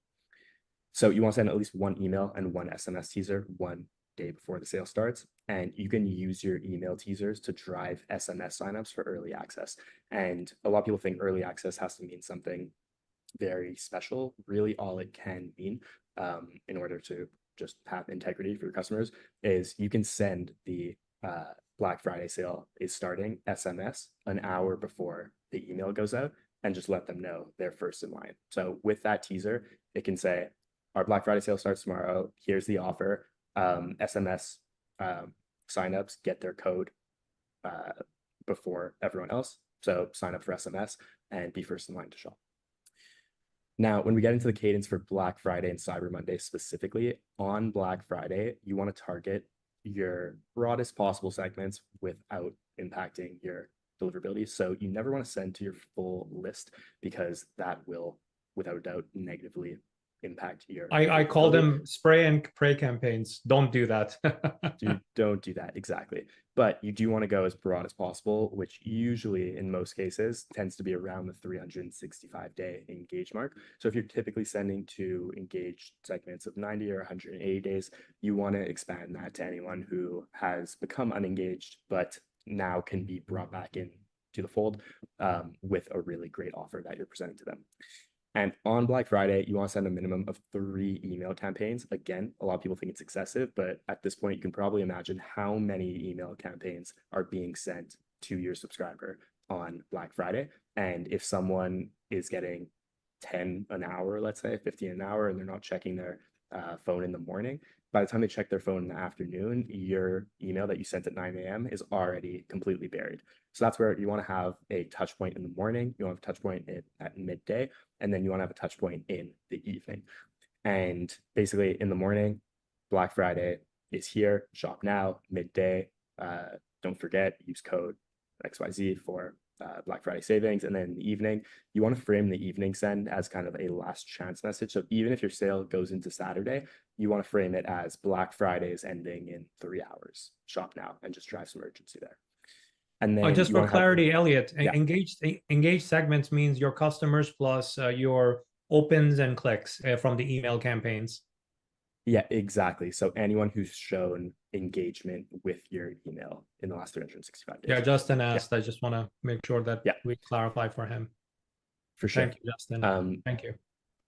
Yeah. So then on the SMS side, you want to send 2 SMS campaigns. So you want to have one in the morning and then one in the evening. So similar psychology there. Someone could be working in the morning. They're just not in the shopping zone, but they get off work. They're ready to shop. Send another one in the evening. And yeah, the AM SMS should be sent shortly before the email with early access messaging. Next, we get into Cyber Monday. So similar train of thought here to follow. You want to send a teaser on Sunday for the upcoming Cyber Monday specific offers that you're running. You want to target broad, usually 365-day engaged segments is generally what works for everyone. You want to send a minimum of 3 email campaigns on Cyber Monday as well, Monday, midday, evening, and then you want to send just 1 SMS campaign. You can send 2 if you're feeling ambitious, but generally a minimum of 1 in the morning for early access. Now, content strategy for campaigns. Just 2 things there, Elliot. One, yeah, I would say that when to break out the sale for Black Friday. I would recommend breaking it out like the day before Thanksgiving, potentially, right? So that you start this process a little bit early. Cyber Monday, Sunday, around between 3 and 6 p.m. On Sunday is a great time to break out your Cyber Monday to get that. And you're launching it on your site and you're communicating with all of your existing engaged segments. That's what, and then all the others could start on Monday, because you want to get some of that pressure off of Monday. And because Friday typically is a holiday, meaning that people take the day off because of Thanksgiving, but Monday is a work day. So you want to take some of that revenue off the table Sunday night while they're home, And number 2, Elliot, just giving you a quick alert.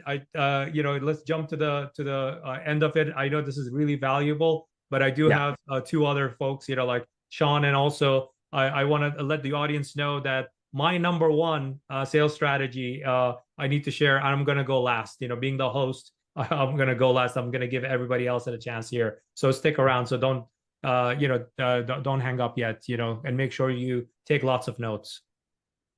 Cool. So I'm going to wrap this up with just the most important things you should know from the rest of this.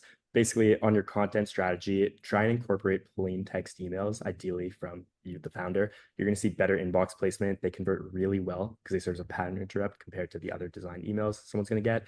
And they tap into the psychology of people buying from people over brands. This is one of the most important things you can implement and the easiest things you can implement to see really strong incremental conversion opposed to just sending design emails. When you're sending design emails, keep them really short, sweet, to the point. This isn't the time to sell. This is the time to just convey your offer super clearly and get someone to go shop. The rest of the year pre-Black Friday is when you want to actually sell and educate on your brand.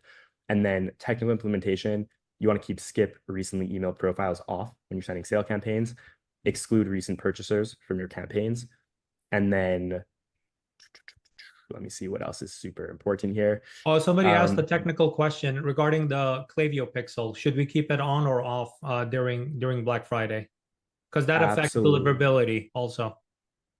The Klaviyo pixel, I would say absolutely. In order to, if you're talking about like to track clicks, then 100%.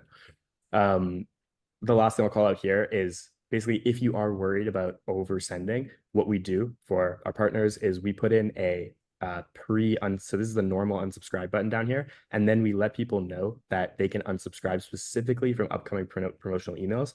This involves just tagging them with a profile property that puts them into a segment, which we then exclude. Cool. So it's a little more complex to set up, but this definitely lets you send as much as you want without that fear. And then last thing is in your flows, you want to add a universal block into the top of every single live flow email you have. And that universal block means you can have a image block like this in every email. And with one click of a button, you can change what that block is in every single email that you've put it into. So that means when your sale starts, you want to have the reminders in your abandoned cart emails, browse abandonment of the current offer that's going on. And this really helps in driving incremental revenue from your flows. And then absolute last thing, you want to update your pop-up forms to reflect the live Black Friday, Cyber Monday offers you have instead of that evergreen 10% off offer that you're probably running. And that's basically it. Monitor campaign performance and adjust strategies, break glass as necessary. Thank you very much, Elliott. Yeah, for sure. So we have, just to kind of remind everyone here in the audience, Sean McCarthy, our partners at Lucky Orange, couldn't be here, but they wanted to participate. So I am going to share with you what they shared with us to share with you guys. So let's do this quickly. I did speed it up a little bit so that you guys can you give me a thumbs up in chat if you can see the shared screen from them? All right, sounds good. And I would ask for one more thing. I'm gonna play this. I want to make sure that the sound is coming through. Hey everybody, I'm Sean McCarthy from the team over at Lucky Orange, and I'm excited to be Can you guys hear it? Message with the e-commerce roundtable today. Even though we can't be there in person, our entire team is going to be offsite during this time at a Best Places to Work ceremony. We've been honored. We've actually won our category 2 years in a row here in Kansas City, so we're up for the honor again. So we'll be offsite. But I'm happy that Sabir said, "Hey, just shoot a video. We'll share it with the roundtable, so that we can hopefully provide some good tips as we head into the busy shopping season." So most of you probably know about Lucky Orange. You've probably heard of it through Sabir, through the community. But just to kind of level set before we dive in here, Lucky Orange is conversion optimization tools. And so we provide visual analytics for people to show you exactly what visitors are doing on your website so that you can make more confident website optimization decisions. We have a whole host of tools, but the primary tools and the ones that we'll really focus on talking about today are heat maps and session recordings. So a heat map, or as we call them, a dynamic heat map, shows you click, scrolls, moves. So where people on average on that page within your segment, within your timeline or your date range, where they're clicking, how far down they're scrolling, where they're moving their mouse. They're dynamic because you can see those clicks, scrolls, moves with dynamic page elements like drop-down menus, mega menus, pop-ups, chat, all that sort of stuff. So it's a really great way to get a quick view of what's happening on the page. The other tool that we lean on a lot with people is session recordings. A session recording is what it sounds like. It's a complete recording of the entire session on your site. So everywhere the person goes, what pages they visit, what they click on, maybe what they get angry about, what they scroll, what text they highlight, anything and everything that they're doing during their site visit, you can watch that in a playback. So when Sabir came and said, "Hey, we want to have you guys participate in the e-commerce roundtable," we're talking about Q4, Black Friday, Cyber Monday. We wanted to come up with a perspective on applying these tools in a way that can help you take advantage of this busy time of year. Because I realized that Q4, Black Friday in general, we're spending a lot of money on ads. We're going full throttle on creative testing. We might be launching some new products. And we might be offering some new payment methods, discounting methods, upsell, cross-sell, combos, whatever it might be. We're all trying our best to take advantage of this time of year so that when Q1 comes, the dust settles, we look back and say, all that effort was worth it. We drove so much traffic to our site and we know what they did, they converted, they didn't, whatever it is, we're in a better place come Q1. So here's a couple of quick ideas that I think you can apply throughout this time of year to really, really focus on what we'll call it here, which is optimizing your pricing and payments on page elements. So as we go through this, I'll try and draw lines back to our tools, but when we wrap, don't hesitate to reach out. I'll put a QR code here on the end of this to just let you know my LinkedIn. Happy to help, happy to bounce ideas and questions around. If you head into this and you say, "I'm trying to use your tools, they're not working," whatever it might be, we're always happy to partner on these things. So the first thing that I would say is we got to make sure that anything around pricing and payments throughout our checkout process, throughout our ad cart process, it's usable. Whenever I talk about website optimization, I always start with saying, is the website usable? Let's tackle the usability issues first, because if somebody can't figure out how to use your site, if somebody can't figure out how to find the product they're looking for, how to add it to cart, how to check out, they're just not going to buy from you. So what we really have to start with saying is, are there any friction or distraction points that are happening around pricing and payment blocks? And this includes, and I've called out here, this is more a note for myself, this includes any specialized buy now, pay later offers. Because I think when we add those in, those buy now, pay laters add kind of a moment of complexity throughout the checkout process to say, is this a buy now, pay later method I've used before? Is this a firm? Is this whatever this offer is? Does this make sense for me? Is this going to get me over the hump to make the purchase? So what we can do with heat maps and session recordings, but heat maps specifically, we can look at a heat map for a product page and see where the click action is. Now, we assume that most of the activity will be around the core add to cart CTA button. But look around that. Is there anything else that's drawing clicks away from the add to cart button? And throughout the entire checkout process, is there anything that's drawing clicks away from the primary thing you need them to be doing to advance to the next step? And particularly what we're talking about here with pricing and payments too is if there is a drop down, if there's a radio button, if there's a selector of some sort that they need to be engaging with, can they engage with it in the right way? So when it comes to session recordings with this, what I would do is I would watch session recordings on the product page that we're studying and say, what's happening when their mouse gets near these buttons? Are they going straight for it? Are they going around it? Are they scrolling down and then coming back up to it? This behavior can tell us how obvious it is that they need to be doing the thing that you're asking them to do on the page. I would also look at our forms. Now, I realize as a caveat that some of us can't optimize some parts of our checkout because we're using Shopify or whatever it might be. There might be a part of our checkout process that we can't optimize. But if you are able to optimize your forms, if you're running forms that you are building, we have a tool inside heat maps called Form Analytics. Form Analytics is great if you can use it because it shows which form field is causing the most abandonment, which form field is having the most repeat entries, which is taking the longest to complete. These things that are signs that there is friction happening within our form. So if you have the ability to optimize your forms, test your forms, play with your forms, I highly recommend checking out Form Analytics for that. Okay, so the other thing here, kind of as another side note, is a lot of brands this time of year will try and capture long-term customers into their loyalty program. So the note here is if you have this, if applying loyalty benefits, if adding a member ID, whatever that mechanism is, however that shows up, watch session recordings of people doing it. Is it causing them to have to run away to their notebook somewhere in their house and grab a number and write it in? Or is it frictionless? Some of those solutions out there are better than others. So if you've added that in there, make sure that you're spending money on the loyalty program. You have a lot of efforts, I'm sure, and alignment around it internally. Take the time to watch some session recordings and say, how are people actually engaging with this part of the process? The other kind of general message that I want to share through this is get your money's worth. Loyalty is a really good example of it.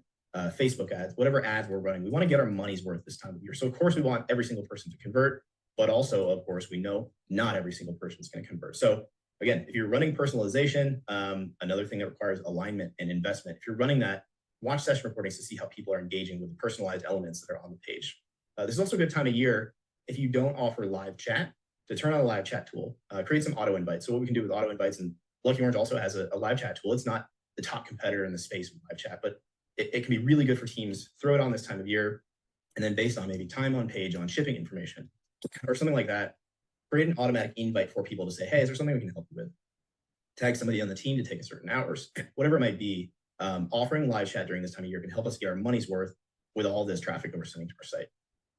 And kind of the key takeaway to run with here, don't let traffic to your site go to waste just because they didn't convert. We can convert them into loyalty. We can convert, if nothing else, into learning. So one of the key takeaways with CRO in general is that no matter what we find out when we are watching session recordings or heat maps, every time we engage with these tools, we're learning something. So you're getting a lot of traffic to your site. You're paying for a lot of traffic to your site. Don't let your traffic to your site go to waste just because they didn't convert. All right, so let's talk about your site. If you have any questions, if you're playing with our tools this time of year, don't hesitate. This QR code for my LinkedIn. We're also active with Sabir and everything like that, so we might swing back around later in the year. Thank you, Sabir. Hope everybody has a good time at the rest of the e-commerce roundtable, and good luck out there. Thank you, Sean. That's Sean McCarthy from Lucky Orange. So the drum roll, I guess, right, Parig? So the number one, let me share the number one, and then I'm going to hand off the microphone to Parig to do what he needs to do. I'm going to share the screen, or if he wants to share any screen, it's up to him. So the number one thing that I want everybody to write down, like, remember what I told you about your notebook and your pen, right? And I hope that you have taken a lot of value from everything that Phoenix, Will, Elliott, Sam gave you guys. Like, I really hope that you actually documented all that. Please go head over to webinar chat and just quickly give me a thumbs up and let me know. And especially within like 3 to 5 words, if you could let me know what exact value that you got from it so far, because I want to give you the number one from our Rapid 2X. I want to tell you what that is, So just head over to the webinar chat and put in a quick, I want this thing to start rolling up as quickly as possible in the webinar chat. So head over there, just type it in. You should have you have been bombarded with amazing value here. And I want to thank Elliott, Will, Phoenix, Lucky Orange, and Sean McCarthy, and Sam for everything they have shared. That's invaluable knowledge that they have shared, and definitely more important than just listening. Like I said, this is not Netflix and chill. So make sure that you are listening to it and implementing it ASAP, you know.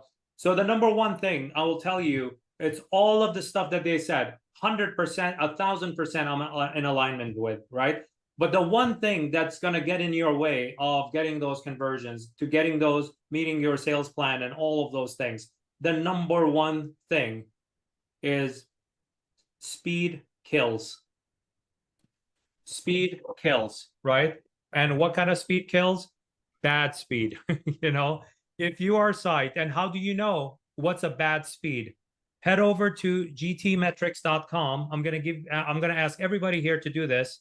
Go to gtmetrics.com. I'm putting the link into the to webinar chat so that you guys have it. You can just click on it, go and run it, run the report. You should open up 3 tabs with that. The number 1 should be your homepage. Number 2 should be your best-selling product.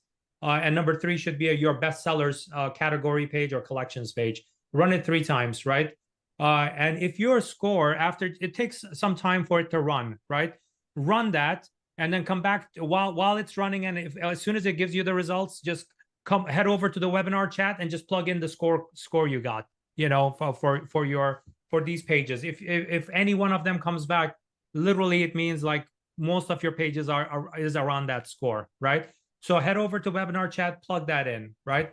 If your score entering into this Black Friday, Cyber Monday period, that means, like I said earlier, I was very serious about October 15, and you have to do your sneak peeks and stuff like that. That's where you're doing your A/B testing of your promotions and stuff like that, right? And this is the time, if you have not done it, you have to get your site speed to a letter grade A, or worst case would be a B+, right? Anything below B+ means that you're losing conversion, you're increasing your bounce rate, and your conversion rate is going to go down, your session value is going to go down, and worse, you know, the thing that you have been trained for, everybody talks about it, right? And even Sam talked about it, Phoenix talked about it earlier about your ROAS, right? Return on advertising spend. Your ROAS is not going to be there, you know, with the increased ad spend by all these other, you know, things that are going on in the world, right? Yeah, the ad cost is going to be high, and that has been the case for 25 years, has not changed. That track has not changed. So the ad costs that you're used to from January 1st through October 15 is a very different world than it is when you enter October 16 onwards, especially this year in the US market, for example, because of the elections, it's even more expensive now, right? And what kills it is your site speed, because anything that you do, whether it's email, SMS, paid media, you know, organic search, even direct, any social post, anything you do ends up on your site. If your site is not optimally set up for site speed, you know, that's like literally in Rapid 2X. You heard me talk about Rapid 2X. There are quite a few Rapid 2Xers in here, and they have gone through that. And by the way, I can tell you, year to date, Rapid 2Xers have achieved 103.34% incremental revenue. Go ahead. Let me correct you on this one, Sabir. Go ahead. I updated the data. We brought in the most recent quarter. It's 108%. Oh, 108%. So I got 5 more points. Yeah. Good. You got 5 more. Yeah. All right. Can I jump in and say something here? Go ahead, Parag. I have a story I can tell these guys that will, I think, get them to understand. So because you're the last person to speak and we wanted to leave the big thing till the end, right? Most brands, I'm the guy who speaks to most brands who work with Sabir. In fact, I'm the guy who speaks to every brand who works with Sabir, right? So if you work with Sabir, you go through me, right? I have the conversation to see if we can help, and that's how it works. And one of the biggest things that surprises me is how even very big brands do not understand the impact this can have on their conversion. And Sabir seems to be the only person in the entire market that is talking about this stuff, right? I think he's also the only one because of his computer science background. I think he has the technical ability beyond most people to go really deep on the technical side, because site speed is very, very, very technical, right? It goes above my head many times as well. And I had a call last week with a brand that I'm not going to name the brand, but they're a brand based in Germany and they're doing about 14 million a year. And one of the things we did a GT metrics report, and they were at a D, if I remember correctly. And I was explaining to them that if they took that from a D, just from a D to even a B plus, that their conversions, that they would literally make a couple of million more dollars a year. And they were just like, they wanted to believe this to be true.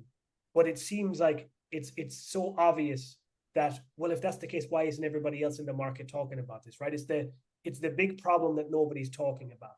And one of the things that they said was, after the call, they emailed me and they said, look, if what you're saying is true, it's amazing, right? But we just checked. We took GT metrics and we ran a report for a lot of, and what they said was good brands, right? Good brands. I don't know who the brand were they were talking about, but they were brands that they would look up to as being well-run operations. And it says these good brands, you know, got like an E and a D, and like the best one was a C. And they go like, are you telling me that these brands are leaving tens of millions of dollars on the table? And what I went back to them, and it sticks out in my mind, I said to them, the reality is that the large majority of the e-commerce world is asleep at the wheel, right? And everybody is so obsessed with creatives and ROAS and all this stuff, right? That people have forgotten that the number one thing you need to optimize for is if somebody clicks an ad, and you've all done it, right? You click on an advertisement, the page takes an extra millisecond to load. Right? We just don't have the attention spans for this stuff anymore. We need a piece. It's 1.7 seconds. Yeah, 1.7 seconds consumer attention span. So like you are paying Facebook for a click that oftentimes, if you go to Facebook and you break down, you go outbound clicks and landing page views, and look at the two numbers. Your landing page views is a lower number than your outbound clicks. You paid for those outbound clicks. Most of those people didn't even make it to your page. Why? Because somewhere when that thing was turning, all of a sudden they just pressed X because they didn't want to wait any longer. So you've paid money to get somebody on your website who never even got to see the headline or the product picture. It took too long for it to load. And I'll be honest, when I started working with Sabir, like he told me this stuff the same way he tells it to you guys, but I needed to see it too, right? The very first brand that we took on in February of this year, if you don't mind me sharing, Sabir. Yeah, go ahead. Oram Brothers. These guys are 1.5 million, got a 51% increase in sales in the first week. And that increase has continued. Like this is not a spike. This is a continuous improvement in conversion just from making the thing faster, right? Those guys actually got 143% increase in the first 21 days, which I'll talk about in a second when Sabir is finished. But I think what you guys need to understand is Sabir didn't bring this up as his point because this is a thing you should do. I'll ask Sabir a question live, right? Sabir, you go ahead. Doesn't know I'm going to do. Listen, it's no holds barred. I'm used to live Q&A. It's fine. Yeah, go ahead. So let me ask you this question, right? If right now, I'm not sure how many people we have here. We have a lot of people here, right? Yeah. If every brand here, right, you had to pay for their advertising spend, right? I know you've got a big bank account, so right, you got to pay for their advertising spend for Q4, and the only way you can feed your family, the only thing you can do for any brand, and you can do any of the stuff that the guys mentioned, the email marketing, you can do paid media, you can touch any part of their business. You can fly to them and help them with product development and logistics and whatever. You can only do one thing for a brand. And it's the only way you can make money. What do you do? Speed. Improve speed. That's it. Yeah. This is the. By the way, improve speed from our results. You have seen it, by the way. You were one of the skeptics in the very beginning when our relationship started, right? Yeah. And you've seen it time and time again in that, and it's actually in Rapid 2X, that's task number 1 that needs to be completed, right? And I'll let you talk about Rapid 2X, but task number 1, as soon as they do task number 1 out of 5 in that first week, what happens? 50% and some of those brands that you said that, oh, we have already optimized everything and everything is great and we paid people to optimize our site. Those are the ones that are shocked when they see 100 to 150% improvement in their revenue and in their conversion rate.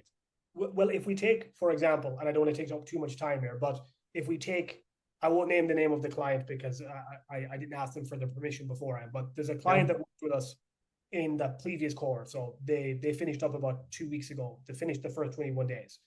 And they're doing about somewhere between 5.5 and 6.5 million, if I remember correctly. Yep. And they had, and this is a direct quote from my initial conversation with them. They have already done all the conversion stuff, right? It's already done, right? Because everybody always tells me that they're. I always get a kick out of that. They go like, okay. Yeah, they were running a well. Because while they're saying it, I'm running the report, and I know that there's 50 other things that are not done, and that there's at least a couple $1 million stuck behind that. Well, in their case, I don't know if you don't have data for that particular brand, but that particular brand grew by 45% in the first week. And the only thing they did was increase the speed of their website. For a 45, do the math for you guys who are watching this at home. A brand doing 5.5 to 6.5 million increases sales by 45%.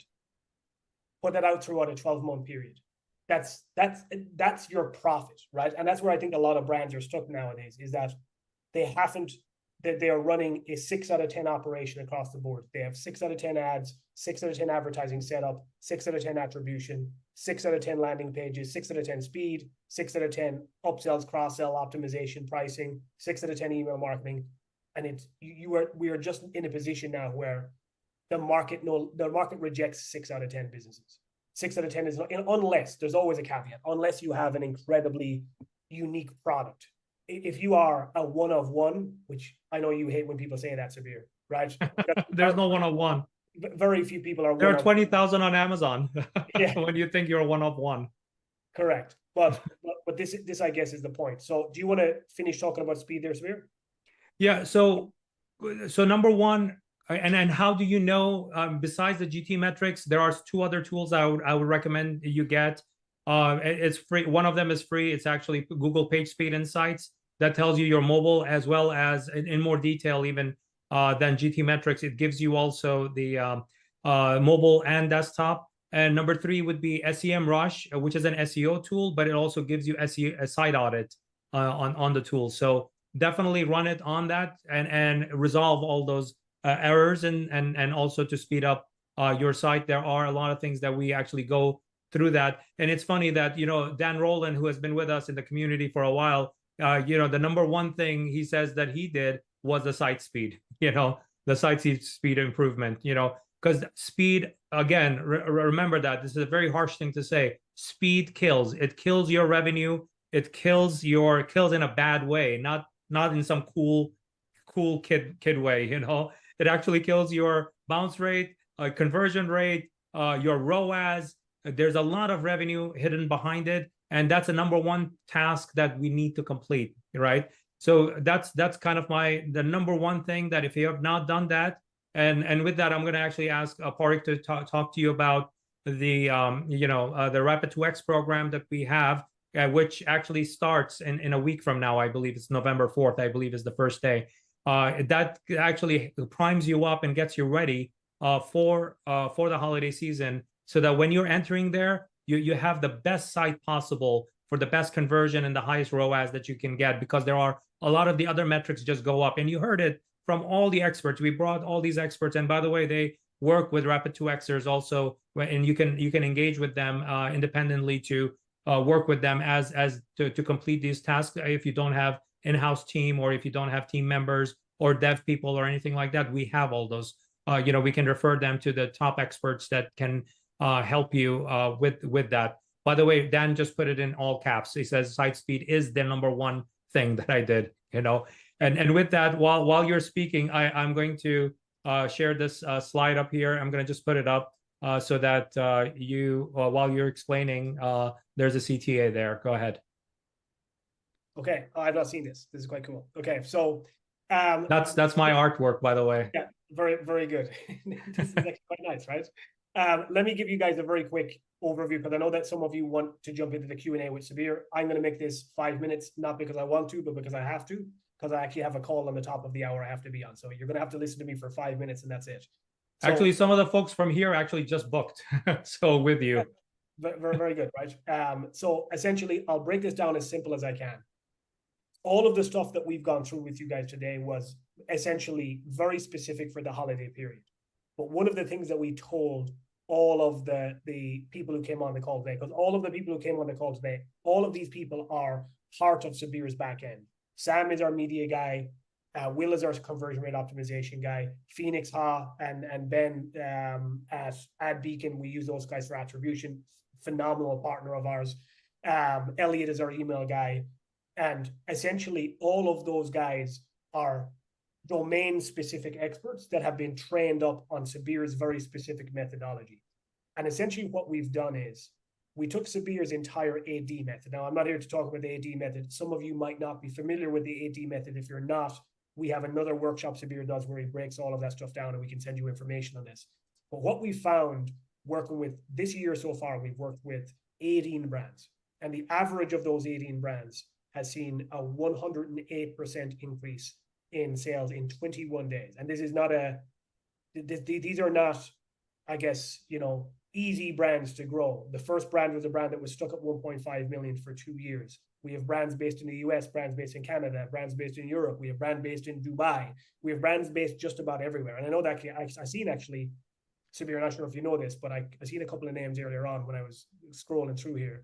There's a couple of your Rapid 2Xers are on here already, right? Yeah. And essentially, we wanted to put together the quickest program that you could go through that would help an e-commerce business optimize the entire front end quickly so that you can optimize yourself coming into any sort of busy period. But obviously now, because it's coming into the Black Friday, Cyber Monday period, we usually launch these programs maybe 3-4 times a year. We had actually finished up for the year, I'll be straight. But the reason we decided to do one for this coming into November was because, to be honest, A, we had a lot of people that wanted it, but B, was because the dates lined up so perfectly. I went to Sabir a few weeks ago. I said, look, November 4th lines up. It's a 3-week program. It literally leads us right into Black Friday. I was like, why don't you do one for Black Friday? Let's make it very specific. Let's make it a holiday edition, and let's make all of the promotional stuff so specific for the holiday period that we can help all of these brands get ready for that period of the year, and they can go through that Rapid 2X process as well. So essentially, if you guys liked what you heard here today, if you liked AdBeacon and you'd like to have that set up and know how to use that well so you can take the insights out of your data, if you liked the ad setup that Sam showed you, if you like the conversion rate stuff Will went through, and the email marketing stuff that Elliott went through, and then the Lucky Orange stuff, and then obviously Sabir site speed stuff. And if you honestly think that all of that stuff combined, getting that stuff done in 3 weeks before Black Friday would make you more money, which statistically speaking, the average brand that's done it has seen a 108% increase. What do you expect is going to happen in the busiest period of the year, right? I would expect more than a 200% increase across the board, but time will tell, right? When we get those numbers, we'll share those numbers with you guys. But what I can tell you is we decided to do some things that we haven't done before. And I want to give a very quick piece of context.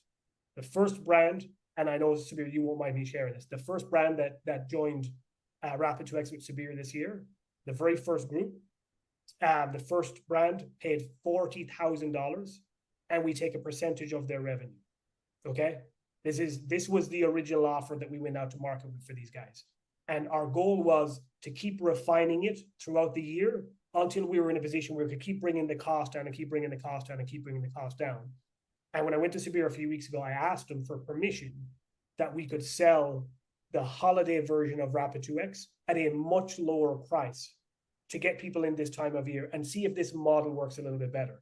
So for this period, you can get started with Rapid 2X for that 3-week period for as little as $3,000, right? So I know that a lot of people come to us, and one of the things I get, I'm not sure if I've shared this with you, Sabir, but I get a lot of people on calls where they say stuff like, oh, our initial expectation was that this was going to be a lot more expensive. We would have probably booked a call earlier had we known that you guys were quite affordable to work with, right? So I want to make sure that people on this call know this.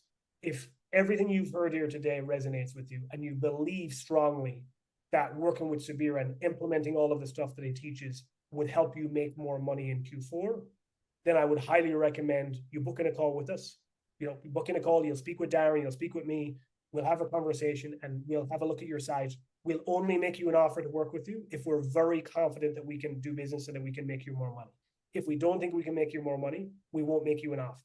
right? And again, year-to-date results, average brand has more than 2x their sales in 21 days, right? If you want proof, go to the website, go Growth by Sabir / case studies. We have everything broken down, every client we work with. I'm in the process of collecting 7 more from 7 clients that we had in the last cohort. Watch them, go to their websites, right? Watch the testimonial videos from the founders and make up your own decision on whether you feel that this is something that would be beneficial for you. But I can tell you that there's probably nothing you can do coming into this Q4 period that's going to get you a bigger bang for your buck than just going through Rapid 2X and cleaning up all the mess that most of you know is there. Most of you know you've got a messy ad account that isn't optimized. Most of you know you haven't got the perfect creatives. You know you don't have the perfect email marketing. You definitely know you don't have the site is not optimized for conversions and optimized for speed. And Sabir knows how to do all of this stuff better than everybody else. It's simple as this, right? The market has kind of spoken to this already. So if you guys are interested, go to growthbysabir.com/apply. We're starting on November 4th, which means that obviously you guys would need a relatively quick turnaround here. So booking a call with my team, we'll have a conversation. Worst case scenario, you get on a call, it's not for you, not the end of the world, right? But if we do think it's for you, we'll make you an offer to work with us and we'll get you rock and rolling for Q4. But with that, Sabir, I do have to jump because I actually have a call right now with the brand that wants to work with us. Thank you, Padraig. Thank you. Take your Q&A and I'll talk to you after. Yeah, there are some questions. I'll answer them. Thank you very much. Well, thank you guys for joining. I appreciate your time. Bye-bye. Bye-bye. And before we start the Q&A, I would like to thank Elliott, Phoenix, Sam, Sean McCarthy from Lucky Orange, Phoenix from AdBeacon, Will, Laurenson, all of these guys. They're incredible partners. They do incredible work, and to take the time out to actually share their golden gems in this panel, and I'm very, very thankful. And also Padraig, who's my partner in crime, and you get to speak to him, if you're part of that process. So definitely head over to growthbysabir.com/apply to get into the program. It is time is of the essence because November 4th is like a week and a half from now. So if you want to get in, this is the final one that we're doing this year, and we just added it on just because there was a lot of demand for it. So Elif, you're asking, what if you're not on Shopify and you're just starting out, right? So number one, there are 2 parts to it. Number one, if you're starting out, I would recommend you get on Shopify, because the thing that you think that you're saving some money on, let's say if you put your site on WooCommerce or WordPress and stuff like that, and you heard Padraig say this, in a passing.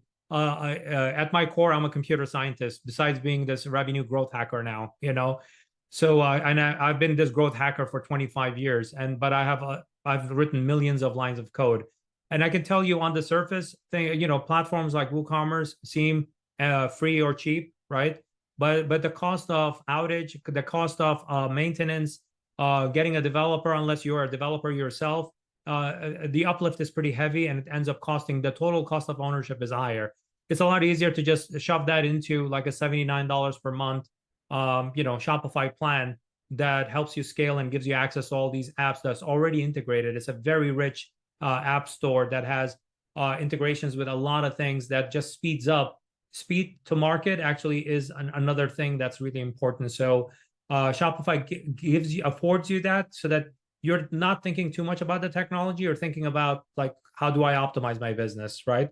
And focused on your products and stuff like that. So the first part of it, I would say, if you're starting out, start out on the right foundation, and Shopify is the right foundation right now, right? In 2024, that would be my number one advice for that. Because the thing is, the upkeep, the ISP, hosting facility, security issues, hacking, and if you look at WordPress is having a gigantic issue right now with their number one partner, WP Engine. So if you don't know about the politics of that, just search for it on WordPress, WP Engine, and you'll see the mess that's going on there. So there's a lot of issues there. I would not recommend it. I can get rid of all those issues by investing $79 per month, and at least I have a lot of knowns and stability in there. So that's my recommendation to you first. And number two, to straightforward answer your question, or what if you're not on Shopify? these first 3 weeks it works for Shopify, it works for WooCommerce, it works for everybody. It works faster for people who are on Shopify. I can tell you, I'll be very honest with you. So if you have your e-com store on if you have it on something like Squarespace or Magento or something like that, I don't know your technical skill set. I don't know if you can turn those recommendations that the tasks that are assigned to you in Rapid2X, would you be able to turn them around? With Shopify, we have Rapid2X approved partners that are Shopify dev ninjas. They do this day in, day out, and they do it across all Rapid2Xers that we can recommend and refer you to them.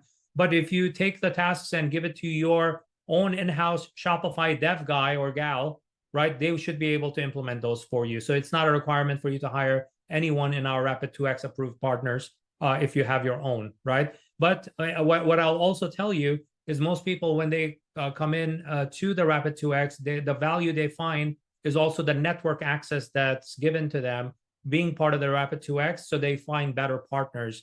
And running your e-com business, you want to reduce your variables. You already have challenges in your business, right? So you want to reduce those variables. And if I'm telling you I have vetted, and you have heard from all these folks are Rapid2X approved partners, by the way. So Sam, these are all known entities like Sam, Will, Elliott, Phoenix, Sean McCarthy, even the likes of, and we have hundreds of other partners that have been vetted, and we recommend their platforms over others because of the kind of relationship we have with them. And I personally actually test all these things out in order to give them that.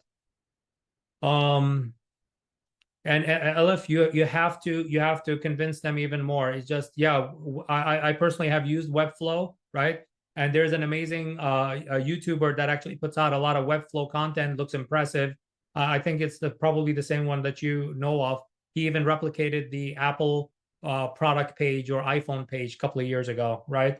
So Webflow is an amazing platform. It's visually beautiful and stuff like that. But when it comes to e-commerce, Webflow is not an e-commerce platform. It's not. Shopify is built from the ground up to be an e-commerce platform. And the entire ecosystem, go to apps.shopify.com. If you type in any word that's related to selling or buying or anything like that, you will find a whole host of apps that are available. And because of the Rapid2X, we will recommend specific ones that would help you and not hinder your growth. Because there are some apps that are not so great. Let's see. Drew thanked Porig. All right, perfect. So if you guys have any other questions, I love doing Q&A. So I'll stay here with you as long as you want to have any questions. If the questions stop, then we can stop the live workshop and then we're done. So I'll give it another couple of minutes. Let's see if any questions. So don't be shy. You'll be surprised that when you ask a question and you think it's a simple question or an obvious question or anything, you might be surprised there are, and this happened even during this webinar chat. I was noticing like, same with me. I had the same question, right? So you'll be surprised that you jumped into the question and there were 3 other people who are thinking about it, but they didn't even write it down. So definitely put it down. You'll be surprised how many people have the same question. So Vanita says, strategic question for you. We need to increase our prices by 40%. Is this a good time to do it? I haven't yet released the customer increase to our price communication, I guess, right? Quality is super high. We want to be super profitable going forward, cruelty-free handbags, and so on. Okay, so Vanita, so here's the thing, right? You had from January 1st, I don't know when you launched this business, right? Were you still operating? If you can go into the webinar chat and tell me when you founded this company, or did you have at least a runway from the year, right? January through October 15 is the time on the calendar for you to test, learn, optimize, A/B test the hell out of your entire business, every aspect of it, everything, email, paid media, SEO, landing pages, product pages, the title of the product name, the bullets that you're selling, and all that. Pricing is included in that. By the way, pricing is dimension number 2 in the 8D method, right? It's that's when you have to test it. So I don't know, Vanita, I don't know how big is your portfolio of your products. Typically, what my recommendation is for price testing is you use a tool. By the way, there's a tool called IntelliGems. They do a great job of doing price testing, right? You test it out, and then and for Oram Brothers, the case study that Parik talked about earlier, right, from January. By the way, punchline there, September 9th, we beat all of their 2023 numbers. And September 10th through the end of this year is purely incremental revenue for them. Plus, we improved their net cash flow. It was negative. It's positive 30% now. So it definitely works. And during that process, over the past 9.5 months, we have 100%. We have increased prices during that time. What we actually were very intentional about it, and we tested it. And when you're thinking about price increases does not mean that you're doing it on unit price. You may want to also increase your average order by doing strategic bundling also. So that's another way to increase your price in that aspect. So if you have not done that, when you're entering this period from October 16 through December 31, you heard it from everybody here. Do the predictable things that you have done. You have tested throughout the year, and you know that it works. Those are the things you're moving forward into these 75 days, like October 15th through December 31st, right? So that's my recommendation to you. But if you're part of the Rapid 2X program and you're part of the Beyond Rapid 2X program, we can navigate those waters as we are done with the holiday season. But during the holiday season, we could do some strategic pricing adjustments, right, where it makes sense.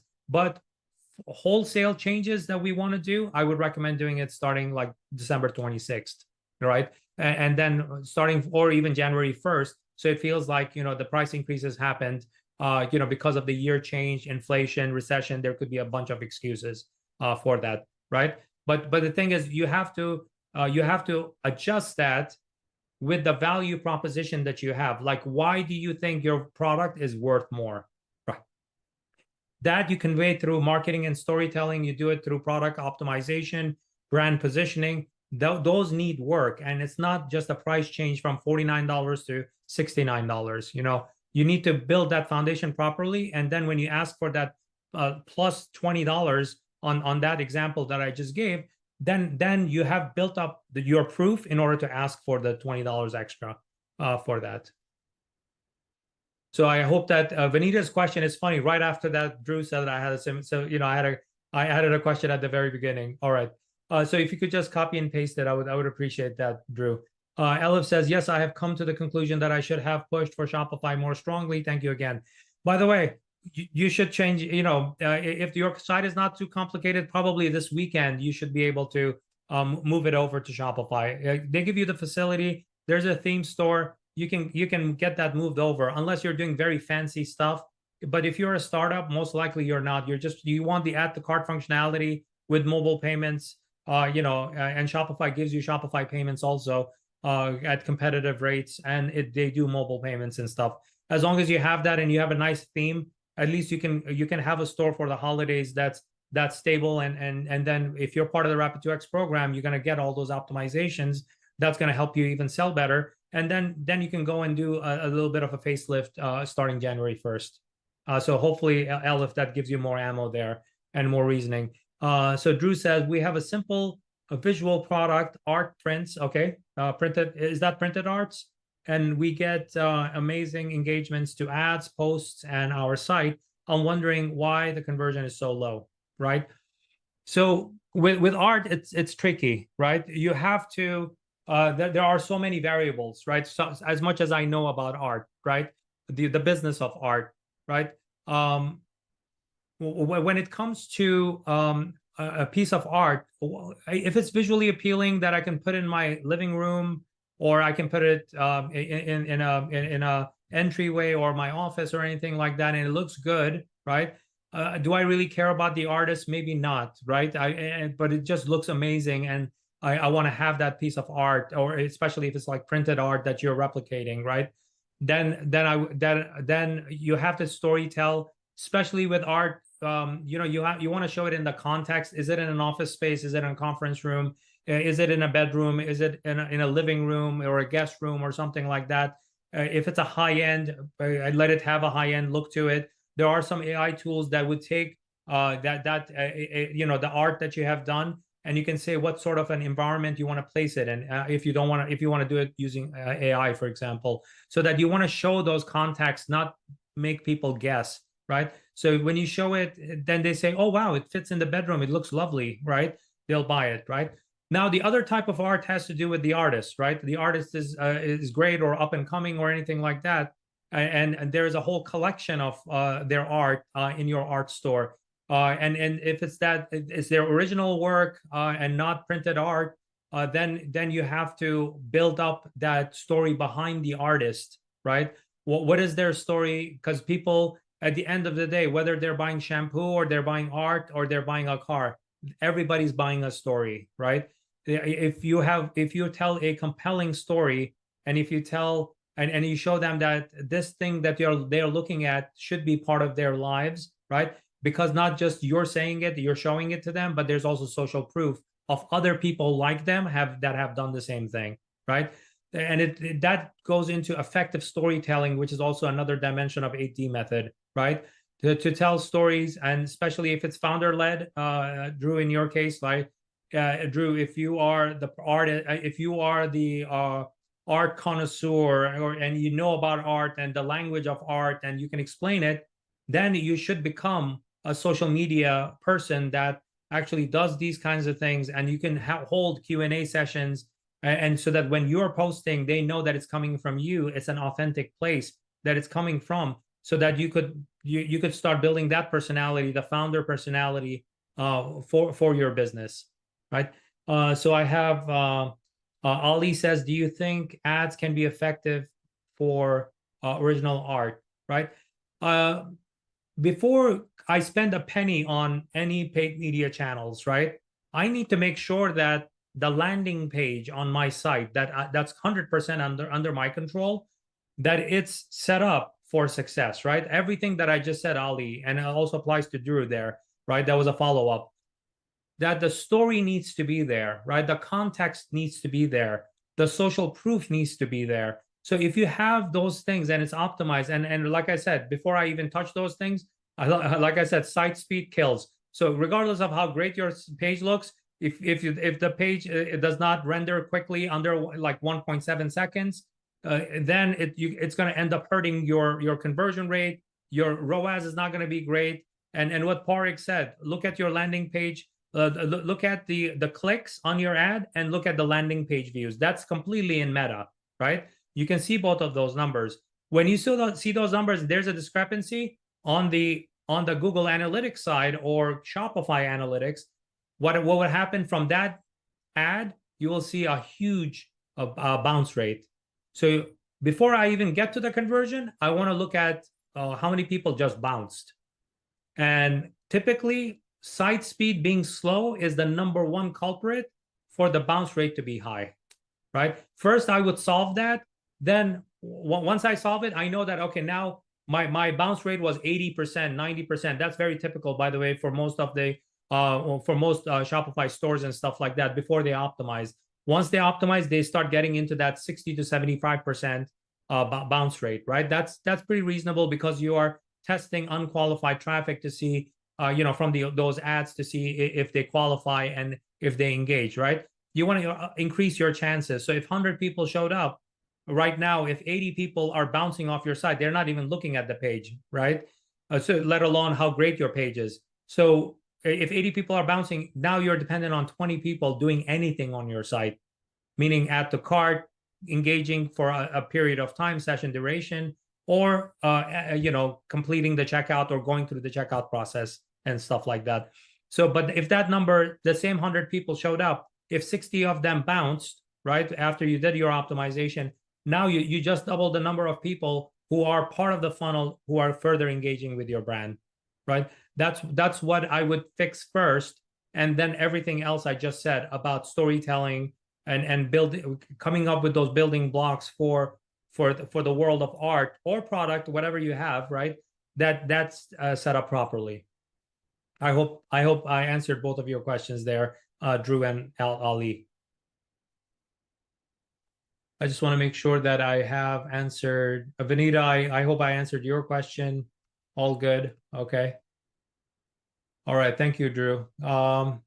With that, I think if I'll give it a one final call. Thank you, Vanita. Thank you, Drew. So with that, that's my final call. If you have any questions, plug them in. Otherwise, we're done with the live workshop. Thank you for attending this live workshop. All of our content tends to be highly valuable. Definitely head over to growthbysabir.com. Check out all of the content that's on there, And if you are a good fit for the Rapid 2X program that we briefly touched on today, definitely apply to growthbysabir.com/apply. You can go to the site and you can see all the testimonials and everybody else like you, other Shopify and ecom DTC business owners that have gone through this. So it's not us saying it. We have proof points there that from everybody who has gone through the program, how successful their businesses are, and they're very happy with the growth that they're seeing, including now their ROAS and all of the investment they're doing in their business actually starting to pay off. So that's a great thing from varying degrees of businesses, from startup businesses like Drew and Elliott that talked about to businesses that are in the tens of millions of dollars, and they all see great results from it. With that, I want to wish everyone a good luck for your Black Friday and Cyber Monday sales, and hope you make your numbers. And if you are a fit, definitely I'll see you all on the other side of Rapid 2X, so that we can spend 3 weeks to optimize your business, so that as you enter into the Black Friday Cyber Monday weekend and onwards, all the way through to Christmas, you implement all of the strategies. Thank you very much again, and head over to growthbysabir.com, check things out, and if you want to apply, there should be an apply button there to book a call with my team. They'll explain to you what the program is about, but first of all, they'll see if it's a fit for your brand, because we want to make sure that it's the right fit for the right businesses, so we can all win in a big way. Thank you very, very much for joining us, and thank you to all of our partners that joined us today and shared their amazing golden gems. I really appreciate all of you, and I appreciate everyone that attended live. And if you're catching this on a recording, somebody asked about recording. I believe that Parig is going to take care of that, and my team is great at handling that sort of a communication. So you'll see a recording, hopefully. Thank you very much, and have a great holidays and happy holidays. Thank you very much. Bye-bye.